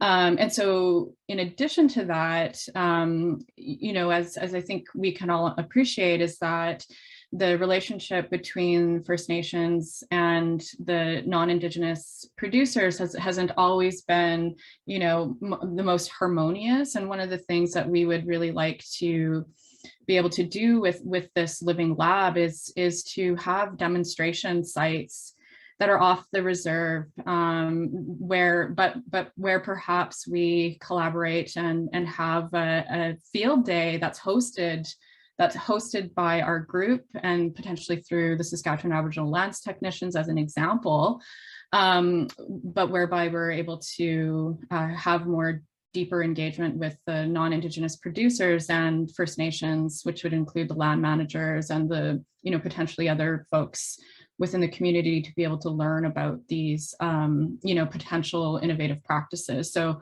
we certainly don't feel like we're restricting this work, within the boundaries or with only the people on these two First Nations, but rather we're wanting to start there because frankly, this has never been done before. And so we want to do it slowly so that we can do it, sort of as correctly or with as few stumbles as possible. Awesome, thank you. Doug, I want to acknowledge your hand, and then Brandon Mira, you'll be next. Oh, thank you. Rich, I don't know if it's this is an appropriate time, but I see your agenda is home for. So I just want to take a minute to introduce myself and also thank Melissa and Anita for inviting me to this meeting today. It's incredibly timely, I guess, in the sense that the work that we do. I'm from Northern Ontario. I work for an organization called Actual, and we've been working quite closely with Mistawasis over the last number of years. And our area of work is STEM education for youth. And so the work that we've been doing is actually in part along the same lines with Protein Industry Canada, along with the Luminary project there in Saskatchewan. And our area is really STEM outreach for Indigenous youth, promoting careers and education in agriculture as one of our project areas, but primarily, trying to get youth to recognize Indigenous youth from my perspective and my responsibility to create programs and partnerships where Indigenous youth see themselves in these roles and see themselves there, but not at the cost of Indigenous identity. So, focusing on, we focus on the cultural and educational priorities of the communities, much the same way this group is approaching your thing. So for me, in joining your meeting today, I was incredibly enthused at your goals and the one piece in particular. We're creating employment and educational opportunities for youth, and we in our programming that we've been working with Mistawasis, and unfortunately COVID got in the way, is really grounded in land-based STEM education. And I've been out to Mistawasis, I've been to the site out there, so we're hoping to continue that relationship with Mistawasis, Muskeg, Cowasis if possible, but to support projects like this. We're a national nonprofit organization, been around for about 27 years, for those of you that don't know, but I'm interested in learning more and also offering, wherever it is that we can help support within the bigger picture of what you're trying to achieve within, your land, sky, water bridging project.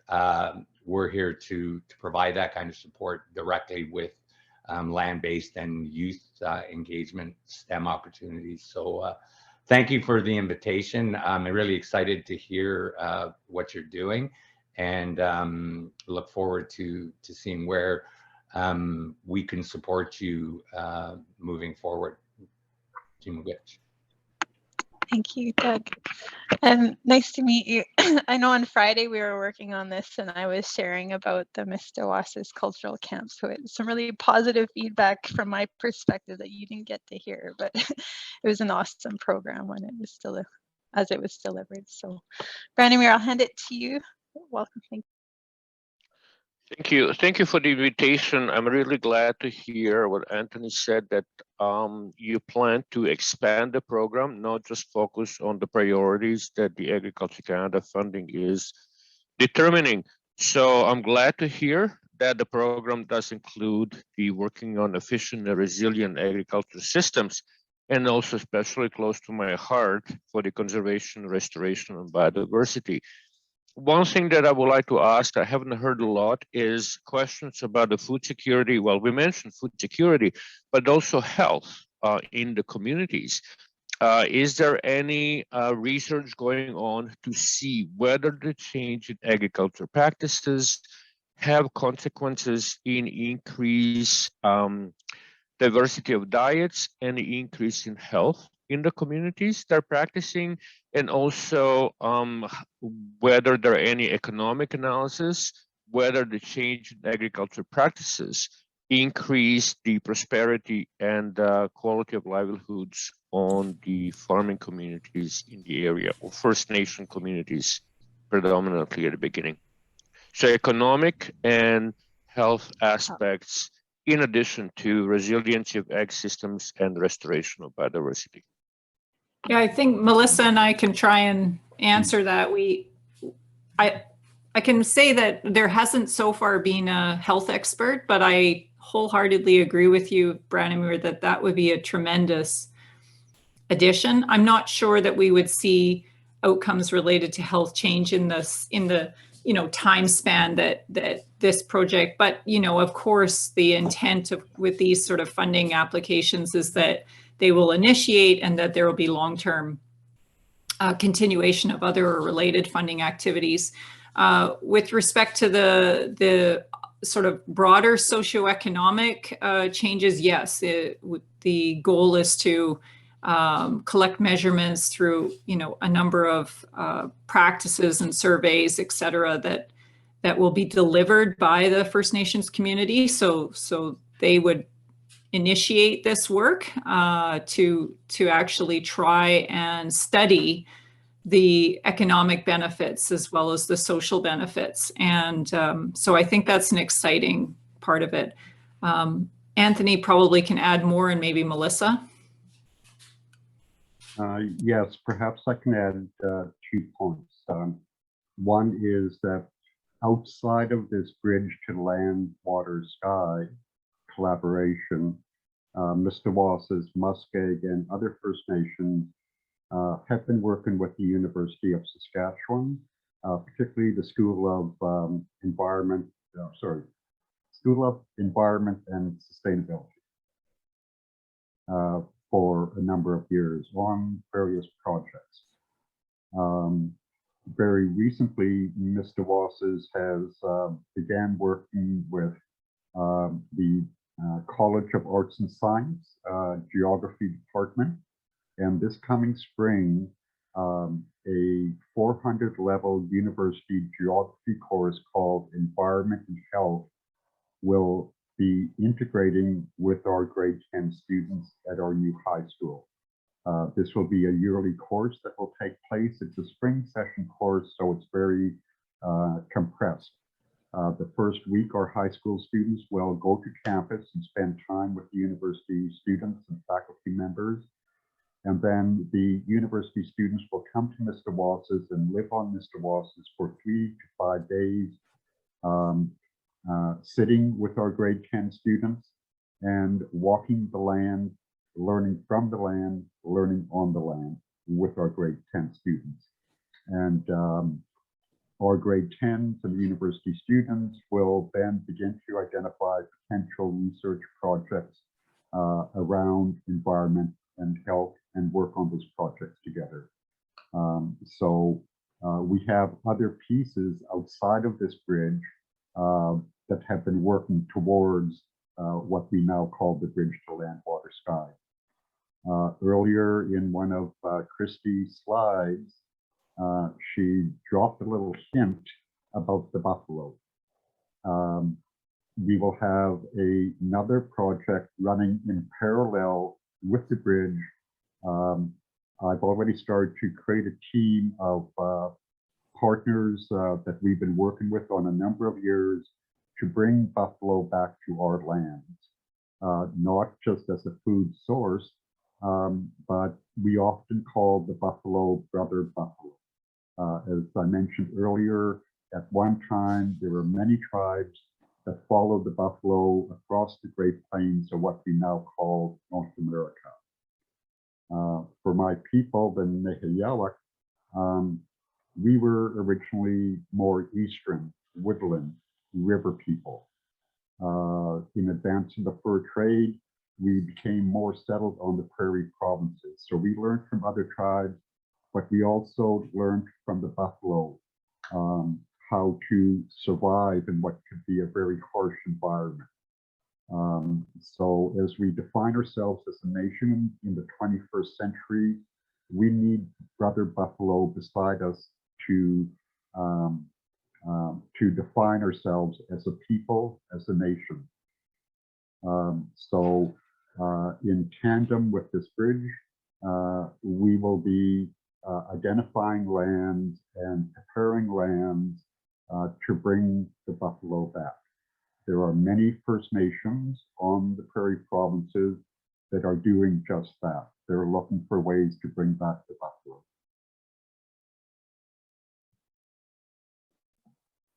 Hi, so I'm here from Muskeg, the lands manager. I just wanted to add to that question too as well. Thanks for that, Anthony. And that was a good question too, because we'd like to see like the connection regarding health as well as the economics. And I think this project here, the bridging of this relationship and understanding the land, the water, the sky, and the data that we're going to collect, it's going to be substantial, and it's going to allow us to understand the lands we're working with, as well as the people and the relationships. But in saying that too, like in Muskeg, we do have a number of projects going that are currently in practice, and a lot of them we've done a lot of data stuff, and I think it's from that perspective, it's that collecting of data, that bridging, and I think that's where once we capture that information, we're going to learn a lot more about, you know, what we're doing. But as well with the food security, I wanted to kind of add, and I'm hoping Stephen is on because he's leading a really good project in Muskeg with food security. And I thought maybe if you wanted to mention it, Stephen. Yeah, just briefly, I know, yeah, it's a lot of this is to do with, collaborations. We're working here on Muskeg to improve our food security. But regarding the health, we are in contact with different organizations, including the U of S and Sask Health, about how to tie in our work towards food security with actual health improvements, specifically with the youth, but also, you know, all demographics once we get to that point. It is a long journey, but we're definitely trying to build the connections to help us get to the point where we can actually show that food produced on the reserve for the members on the reserve is actually benefiting to their health in a, you know, a data analysis kind of stream. Thanks. Okay, thank you. I see Marianne had a question in the chat, which Christy, you acknowledged a piece of it. Yeah, I'll just sure briefly state that your question, Marianne, is absolutely on point. And this is probably one of the most, I'm not an economist, but you know, we have been talking with the economists about this, and this has been a project that Melissa has had some experience working on, but and David Natcher and others. The rental agreements are highly variable, and producers are paying different pricing for renting different parcels of land, and how that rent pricing is set has very little sort of scientific basis. It's largely historical and individual relationships between the producer and the indigenous, say, CP holder. So I think a very important part is just to initially collect information on land rental agreements. There's sensitivity, of course, with that. So it's not so simple as just collecting it and distributing that kind of information, but getting at why land is priced the way it is, and then working collaboratively to understand what model could be adopted by the land managers or by those First Nations to improve land. A lot of the producers have stated in our kind of conversations that they would love to do more to improve the land, but on short-term leases and with, you know, fixed land rent prices, there's little incentive for them to do more. And so this is going to be a critical piece that we try to understand how these could work in the real world. Because, you know, the limitations and the complexities of how these agreements are set up are multi-layered. And so there's no real simple fix here, but we do need to start to understand what the land is valued at, and to better align that with the goals of this project anyways. Of course, through this project, the advantage is there's money available to incentivize change, right? So we can actually produce that. But the ultimate goal is to be able to understand what amount would be important to incentivize outside of this project, right? So what would need to change in order to incentivize producers and Indigenous landowners to adopt, you know, some other model. And so I think that won't happen immediately, but that is part of a major part of this project. Yeah, just to add to exactly what Christy said, you know, we understand even with the short-term goals of this 5-year project, we understand that it's actually socioeconomic understanding and that's actually needed, you know, in a large part for any of these BMPs to actually be implemented. As Christy alluded to, you know, there's a lot of unknowns, there's a lot of barriers.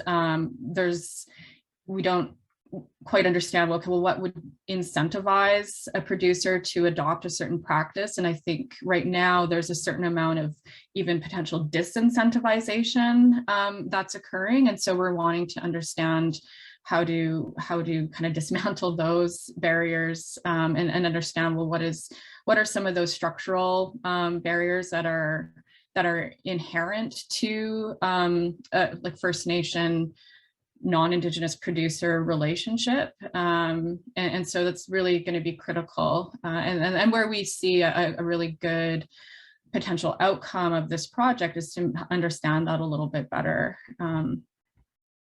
So yeah, I just wanted to add that piece. Thanks.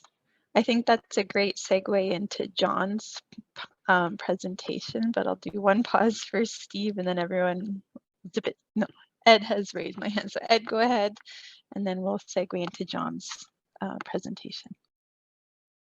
Unmute. Okay. Just in regards to the land ownership, again, CP holders, you know, in terms of our plans of you know, demonstration or actually doing the project, we do have band lands which are owned by the band. And it's been brought up that we could probably access those lands as a demonstration as opposed to developing a very difficult relationship with CP holders right now. You know, to me, that's an area that's really fraught with a lot of problems because, you know, they haven't been really active in terms of being producers on their own land, CP holders. So, you know, there's been at arm's length. So it probably might be a lot easier to focus on the banned lands. What do you think of that? Certainly that's been discussed, Ed, and I think there's a lot of truth there. And I think there's a lot of opportunity there as far as like the ability to influence decision making. You know, so I think you're right. I think you've hit it on the head. That's where I think that's where the start is, and then we ease our way and wedge into other agreements, maybe in tandem, but that's certainly a start. Thanks. So I might just, sorry if I can interrupt. I always take a positive slant on these things. I think at the end of the day, if everyone is happy, right? If everyone is making a living, right? And if there's improvements in environment, that is the win-win-win, right? So we have to work towards that. And one has to be open to the alternatives, that there could be alternatives, because ultimately that's the only way we're going to change is to see it in a different light. And so while it can be difficult for people to change, I know that, I mean, everyone is the same. We have to see that there is a win-win-win, and that it's not always at someone else's cost or another trade-off. We just have to find where that win-win-win is and then work towards it. I agree. Thank you, Christy. John, I'll hand it over to you to highlight, I think, a very important piece and certainly a foundation of our project about partnerships. Thanks, Catherine. Yeah, so probably a lot of the things that I was going to talk about have been mentioned already, but I'll mention them again because, again, like Catherine says, I think they're important. First of all, I'd like to give a little background of the biosphere region and the whole biosphere concept. So Red Berry Lake is the only biosphere region in Saskatchewan and one of 19 in Canada. And there's over 700 in the world of regions across multiple countries. And biosphere regions are places that were set up or put in place to pilot and explore new ideas related to people and nature in balance. So this Living Lab project fits right in what a biosphere region is supposed to be doing. And through our network with the biospheres, we've got that, I guess, capacity or capability to connect with partnerships and collaborate at the provincial, national, and international levels as well. And some of the projects that we're working on with the biosphere region that fits in with this, and it's also what Joanne has mentioned, as well as data collection is important. So we've got a species at risk project that we're doing within the whole region, and it will put in data into this project as well as like the other benefits of this project for biodiversity. And then just a little note of something that we did collect for data was we've got acoustic recorders out on Mistawasis and Muskeg Lake. And on Muskeg Lake, there was a couple of bird species, the American woodcock, which I think the furthest north it's ever been found well, Manitoba, or the southeastern portion of Saskatchewan, and the common poorwill, which has, I think the furthest north has been the Cypress Hills. So we're seeing, you know, different species coming into the region that for sure we should be knowing it's probably climate change, and everything that we're doing on the land might be important for these species. Yeah, and also we've also been working on a lot of flooding project, which again fits right into what we're doing on the land. So we've this partnership, we've been working together probably since the 2015 in different projects, and again, like I mentioned, based on flooding to start it all off, and Anita mentioned that as well. And I guess our partnership has been based on trusting relationships and knowledge sharing. So we're very open to sharing with each other what we're learning. And this goes right to sharing human resources, whatever way that we can share. And found that also working with First Nations is that it's about trusting people, and that is an important part of these partnerships, that you trust the people that are within these organizations. And it's organization seems to be come last, but it's the people is where you build the trust with. And it takes a lot of visits, listening and understanding each other's problems and needs, which again, I think we've heard that with a lot of what has been said already. Again, and also with this project, we are pooling our resources. We're bringing in talents that will be important for all different aspects of this project, from the planning of it to the writing, to connections, whatever that we have. It's all important for us.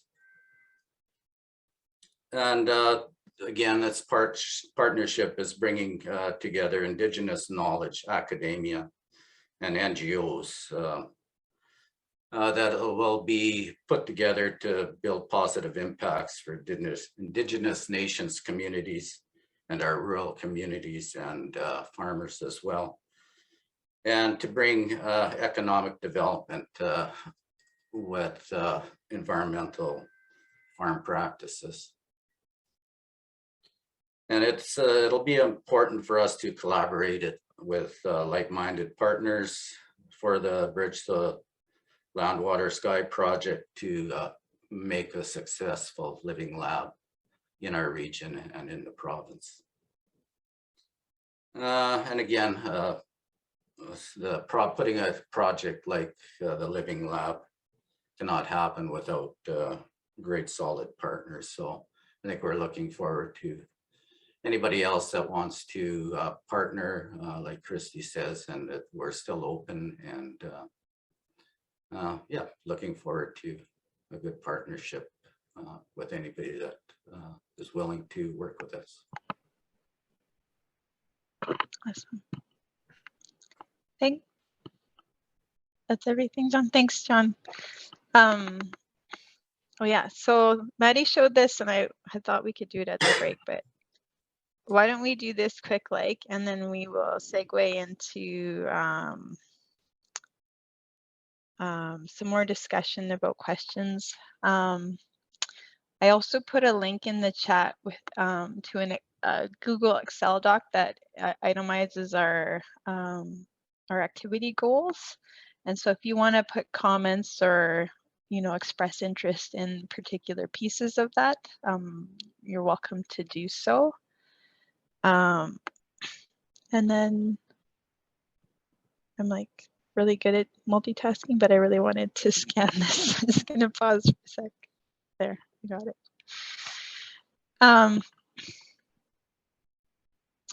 And this will just, what this does is just takes the input and we can, yeah, awesome.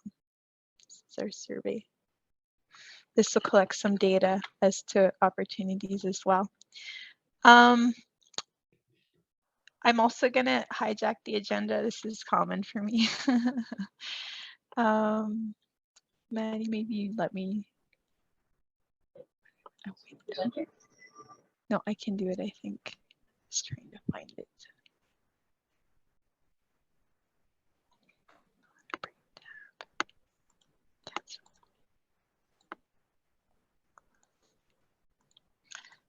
Anita mentioned about humor.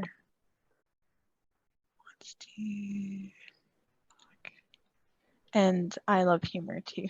So on Friday last week, we were working on this project and doing some writing, and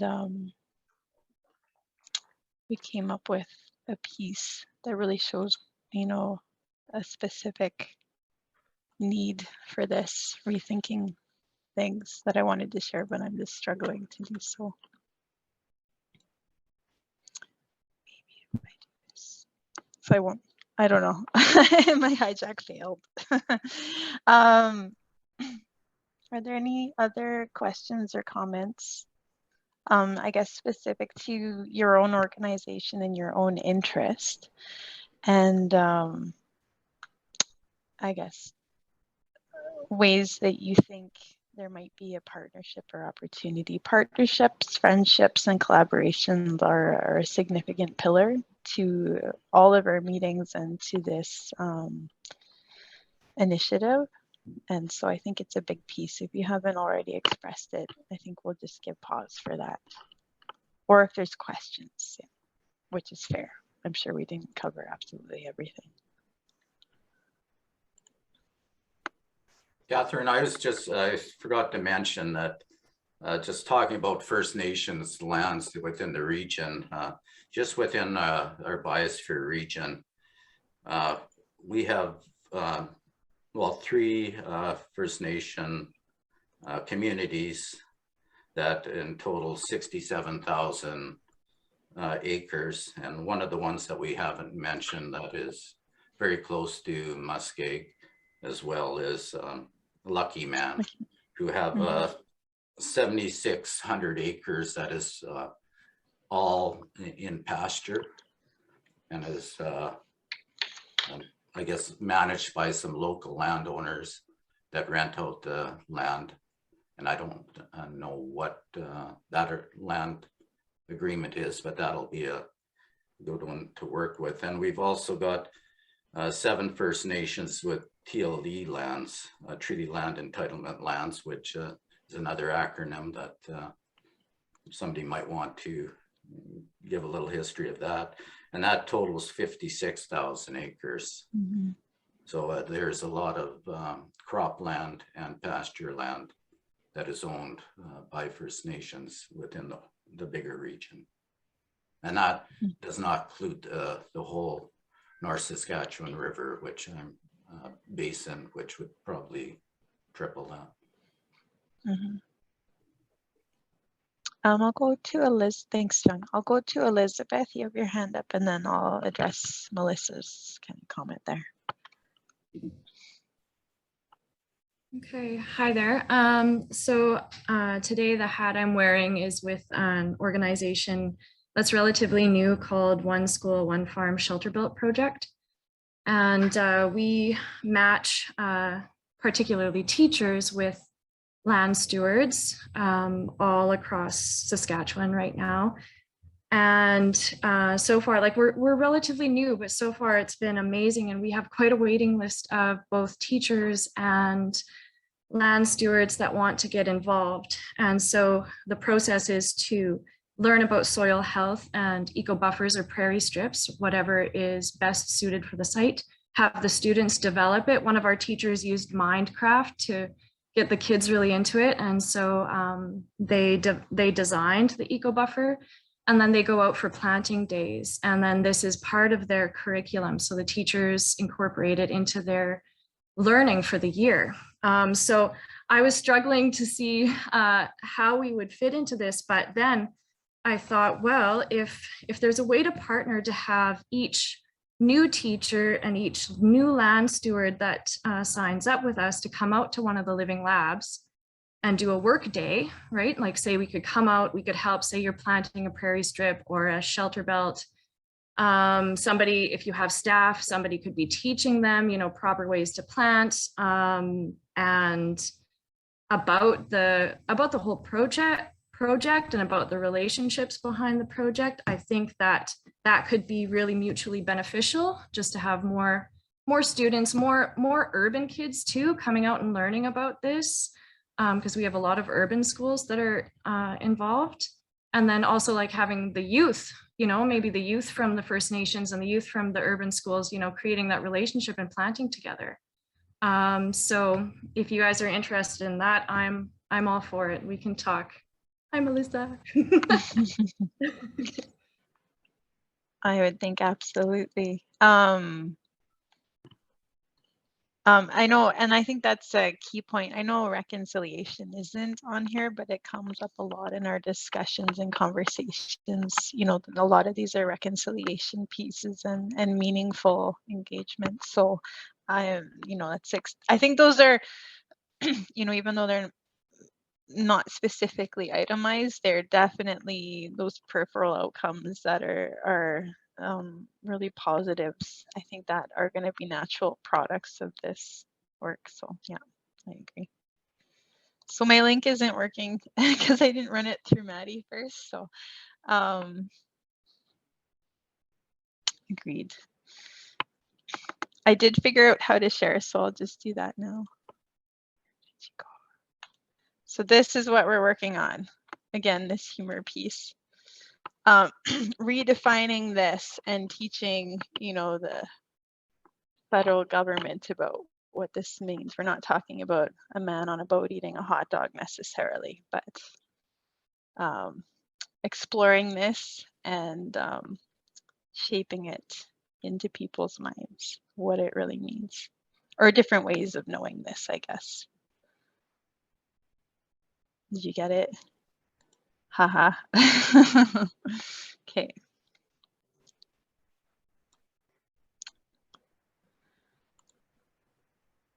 There it is. Thanks, Christy. Brandon, I see your hand up. Go ahead. Okay, thank you. I have a two question is, I see also that Tyson asked in the chat a very similar question. So considering that's very tight deadlines and we have a little bit less than a month before the deadline for submitting the application, what is your expectation from the group that you assembled today? How can we contribute up to 15th of January? And then later on, I guess there's a little bit more time to contribute to the project. And the second question is, when I look at the funding opportunities through the living labs, like you're applying for the living labs, so primarily goal of that funding is co-development, experimentation, and acceleration adoption of beneficial management practices, primarily to store carbon, reduce greenhouse gases, and then the added environmental co-benefit. Plan that you have now is really much wider, more holistic, more inclusive, which is wonderful. How are you going to put that in specific requirements of grant applications? Would that maybe hinder your application, or would it enhance your application? So that's one question. Another one is, what do you really expect from us in next 32 days? Branimir, we want cash. I'm just joking. Come on, Branimir. We have some cash, but not joking. as much as you would need. We need you though. Your support. I'll let Anthony answer though. Maybe just to quickly comment that we believe that these other considerations that we feel strongly about will enhance our proposal. Again, as you mentioned, yes, we will collect data on carbon capture and greenhouse gas mitigation, but we will go much beyond that. Again, the bridge is all about relationships with one another and relationships with land, water, sky. We've had a number of conversations with Ottawa, and they're quite intrigued with our approach, that more holistic approach. As a number of our speakers have mentioned, that yes, we can collect the data, but without these other benefits, socioeconomic benefits, what are we really doing? What are we really accomplishing? As you mentioned, there's a short timeline that we're working towards, and we would like to have individual conversations with all that are interested in joining us in phase 2, and with the hopes that perhaps whether it's at this current stage, putting together the proposal, we would hope for some letters of support to join us in phase 2. The first year of phase 2 will be working to develop additional relationships beyond our core team that we've identified already. So as much as possible, if we could have conversations before January 15th on how we might work together and fit together. And then in phase 2, when announcements are made, then we can flesh out the details of how we would work together. Yeah, and just to add to that, I think that's a key point, seeking letters of support. And in the discussions we've had and the presentations that have been given, you know, I know each of you would be sparked by a specific piece, you know, whether it's that youth leadership building or, you know, engaging with producers. I know, Melissa, I wanted to address your comment about, you know, enhancing BMP specifics in croplands for these bundles. And also, you know, I think an area we're knowledgeable that we need to strengthen is, you know, the agronomy, you know, communicating between the science and the soil, the producers.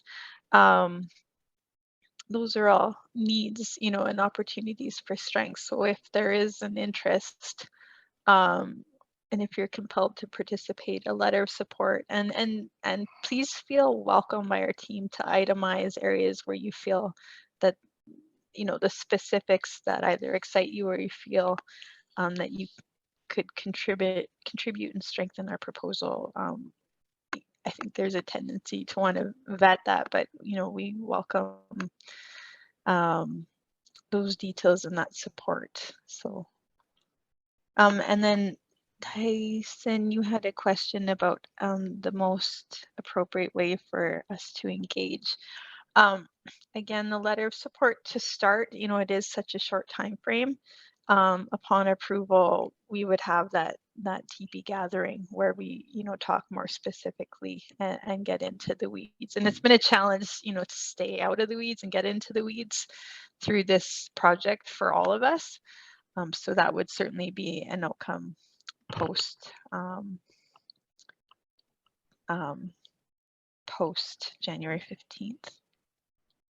When we are successful, we will call a gathering, and I will make buffalo stew for everyone.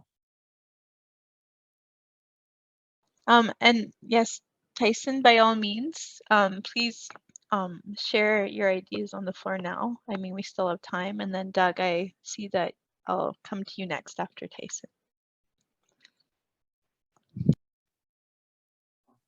Sure, thank you. Good morning, good afternoon, everyone. Appreciated the opportunity to be here. Quick intro, my name is Tyson Atleo. I'm from the Housekeeping First Nation. It's on the west coast of Vancouver Island, but I am also the Natural Climate Solutions Program Director for the Nature Conservancy in Canada, otherwise known as Nature United in Canada. The organization that authored the paper mentioned earlier today, the Drever et al. Paper, Natural Climate Solutions in Canada, and it's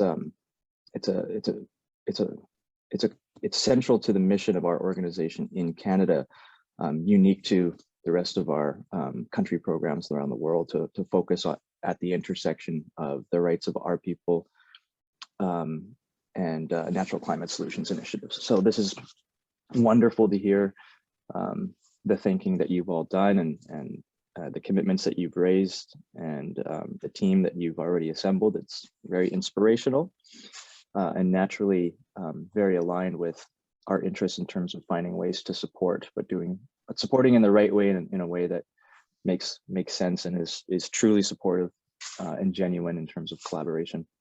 And so it's just, I think that I just wanted to express interest in exploring that opportunity a little further.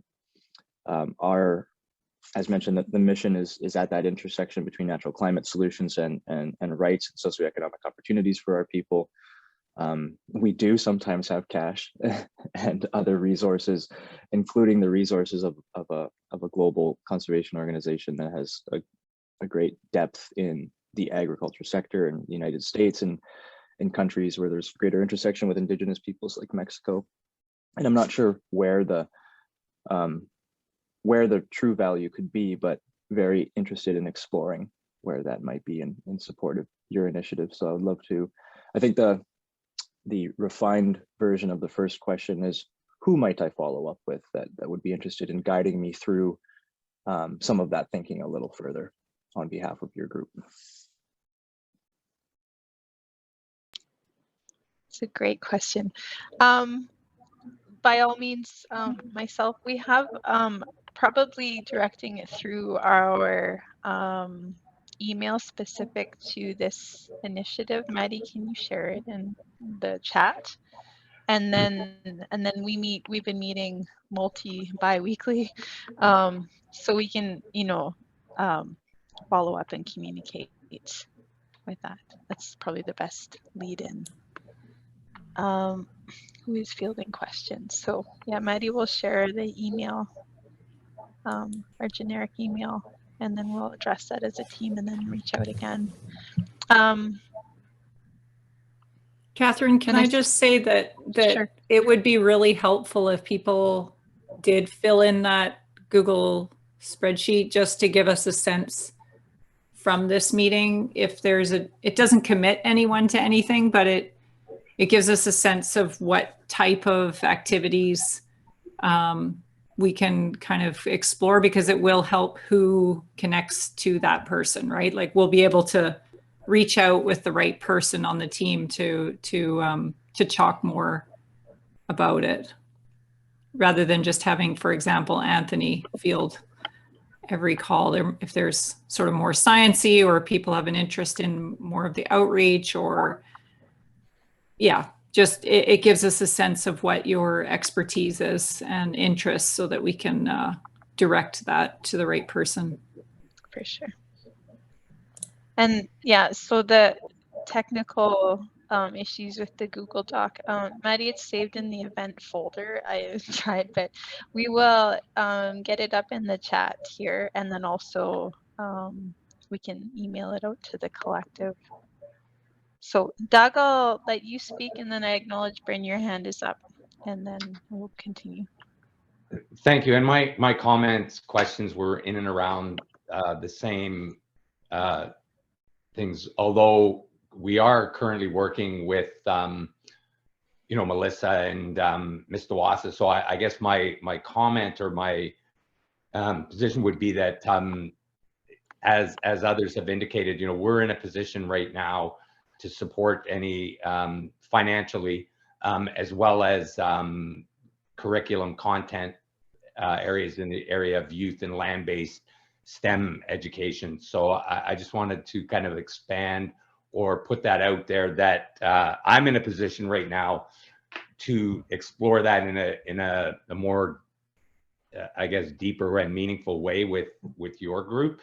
Melissa is relatively familiar with what the work that we've been doing, as well as Denise Desjardins over at. So, you know, if there are any immediate steps that you would be interested in taking it with regards to, say, the youth and education in that area, I'm open to having those conversations with you.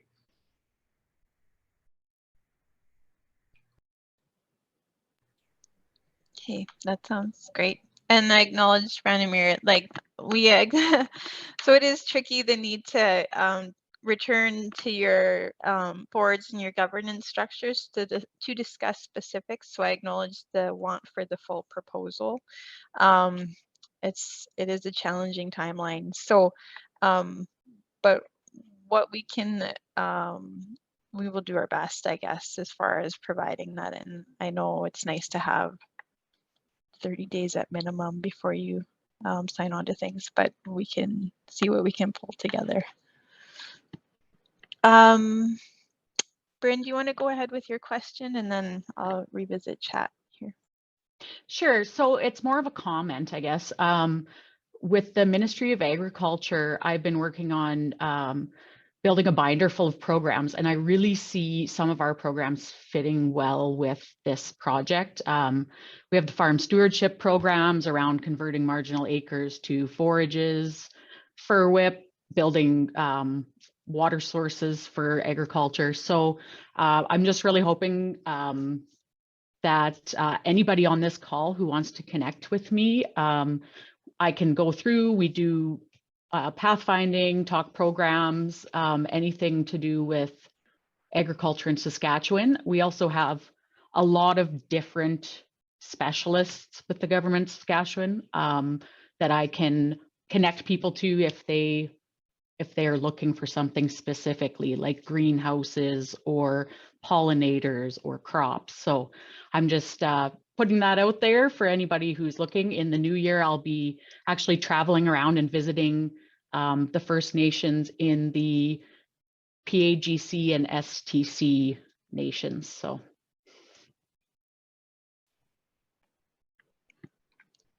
Okay, thank you. Yeah, I think there certainly would be opportunities there. It makes, to add support to some of these implementations. So thanks.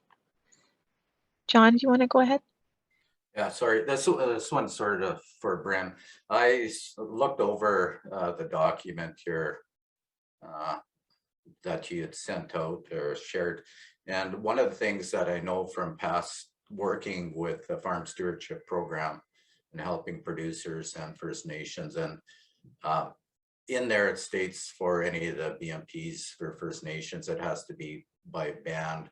And you learned that there's CP holders that do not probably fit criteria of $50,000 income. So just something to think about with working with First Nations. Now there's another level there that maybe has to get figured out. Yeah, definitely. Right now, our programs are ending in December 2022. So we're having a lot of discussions about this, about what can we do in the next suite of programs to make it easier for Indigenous people to engage with these programs. So yeah, they started by putting bands can apply without the $50,000 cap, but they don't have anything for individuals at this time. So yeah, it's definitely something that's being discussed. And I know that they're going to be having Indigenous involvement in the talks about the next suite of programs. So that'll be really important, I think.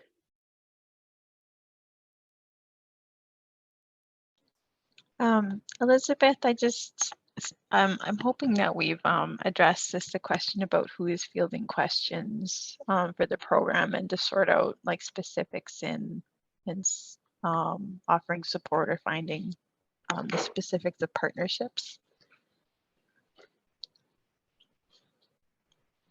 Is there some clarity there? I know, Christy, you addressed it too. I just want to make sure that's not a standing question.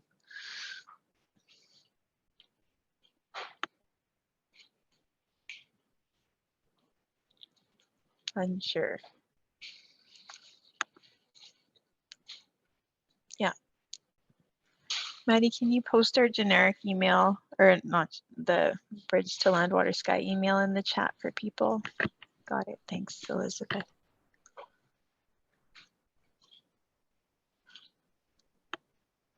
Okay.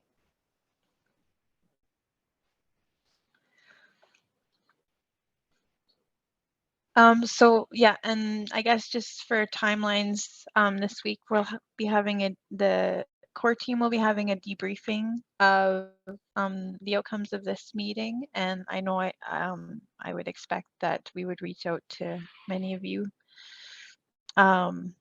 with specifics and means for support. I think this was for us an easier way to hopefully answer a number of questions, and then we can continue with the follow-up items individually or through our process. Doug, okay, good. Are there any other questions? I'll do a last call for questions or comments. If I've missed anything in the chat, please put your hand up.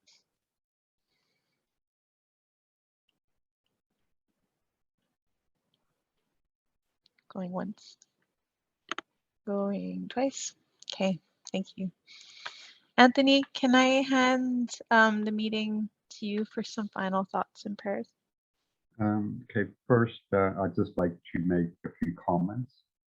Again, I'd like to thank our core team for today. And I'd like to thank everyone for joining us. And as I mentioned, we'd be happy to have individual conversations with you about how we might work together on this bridge to land, water, sky. With that, I'd like to ask either Ed or Joanne to close our gathering, please. Hi, Ed. I'd like you to do the honors piece, and thank you, if you don't mind.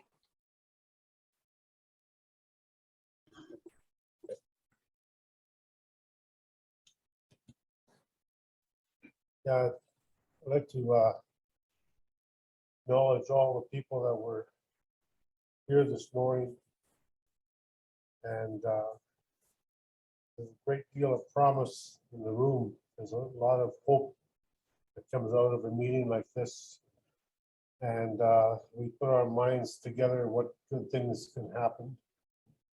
And I'm looking forward to to hearing more about the various aspects of this project.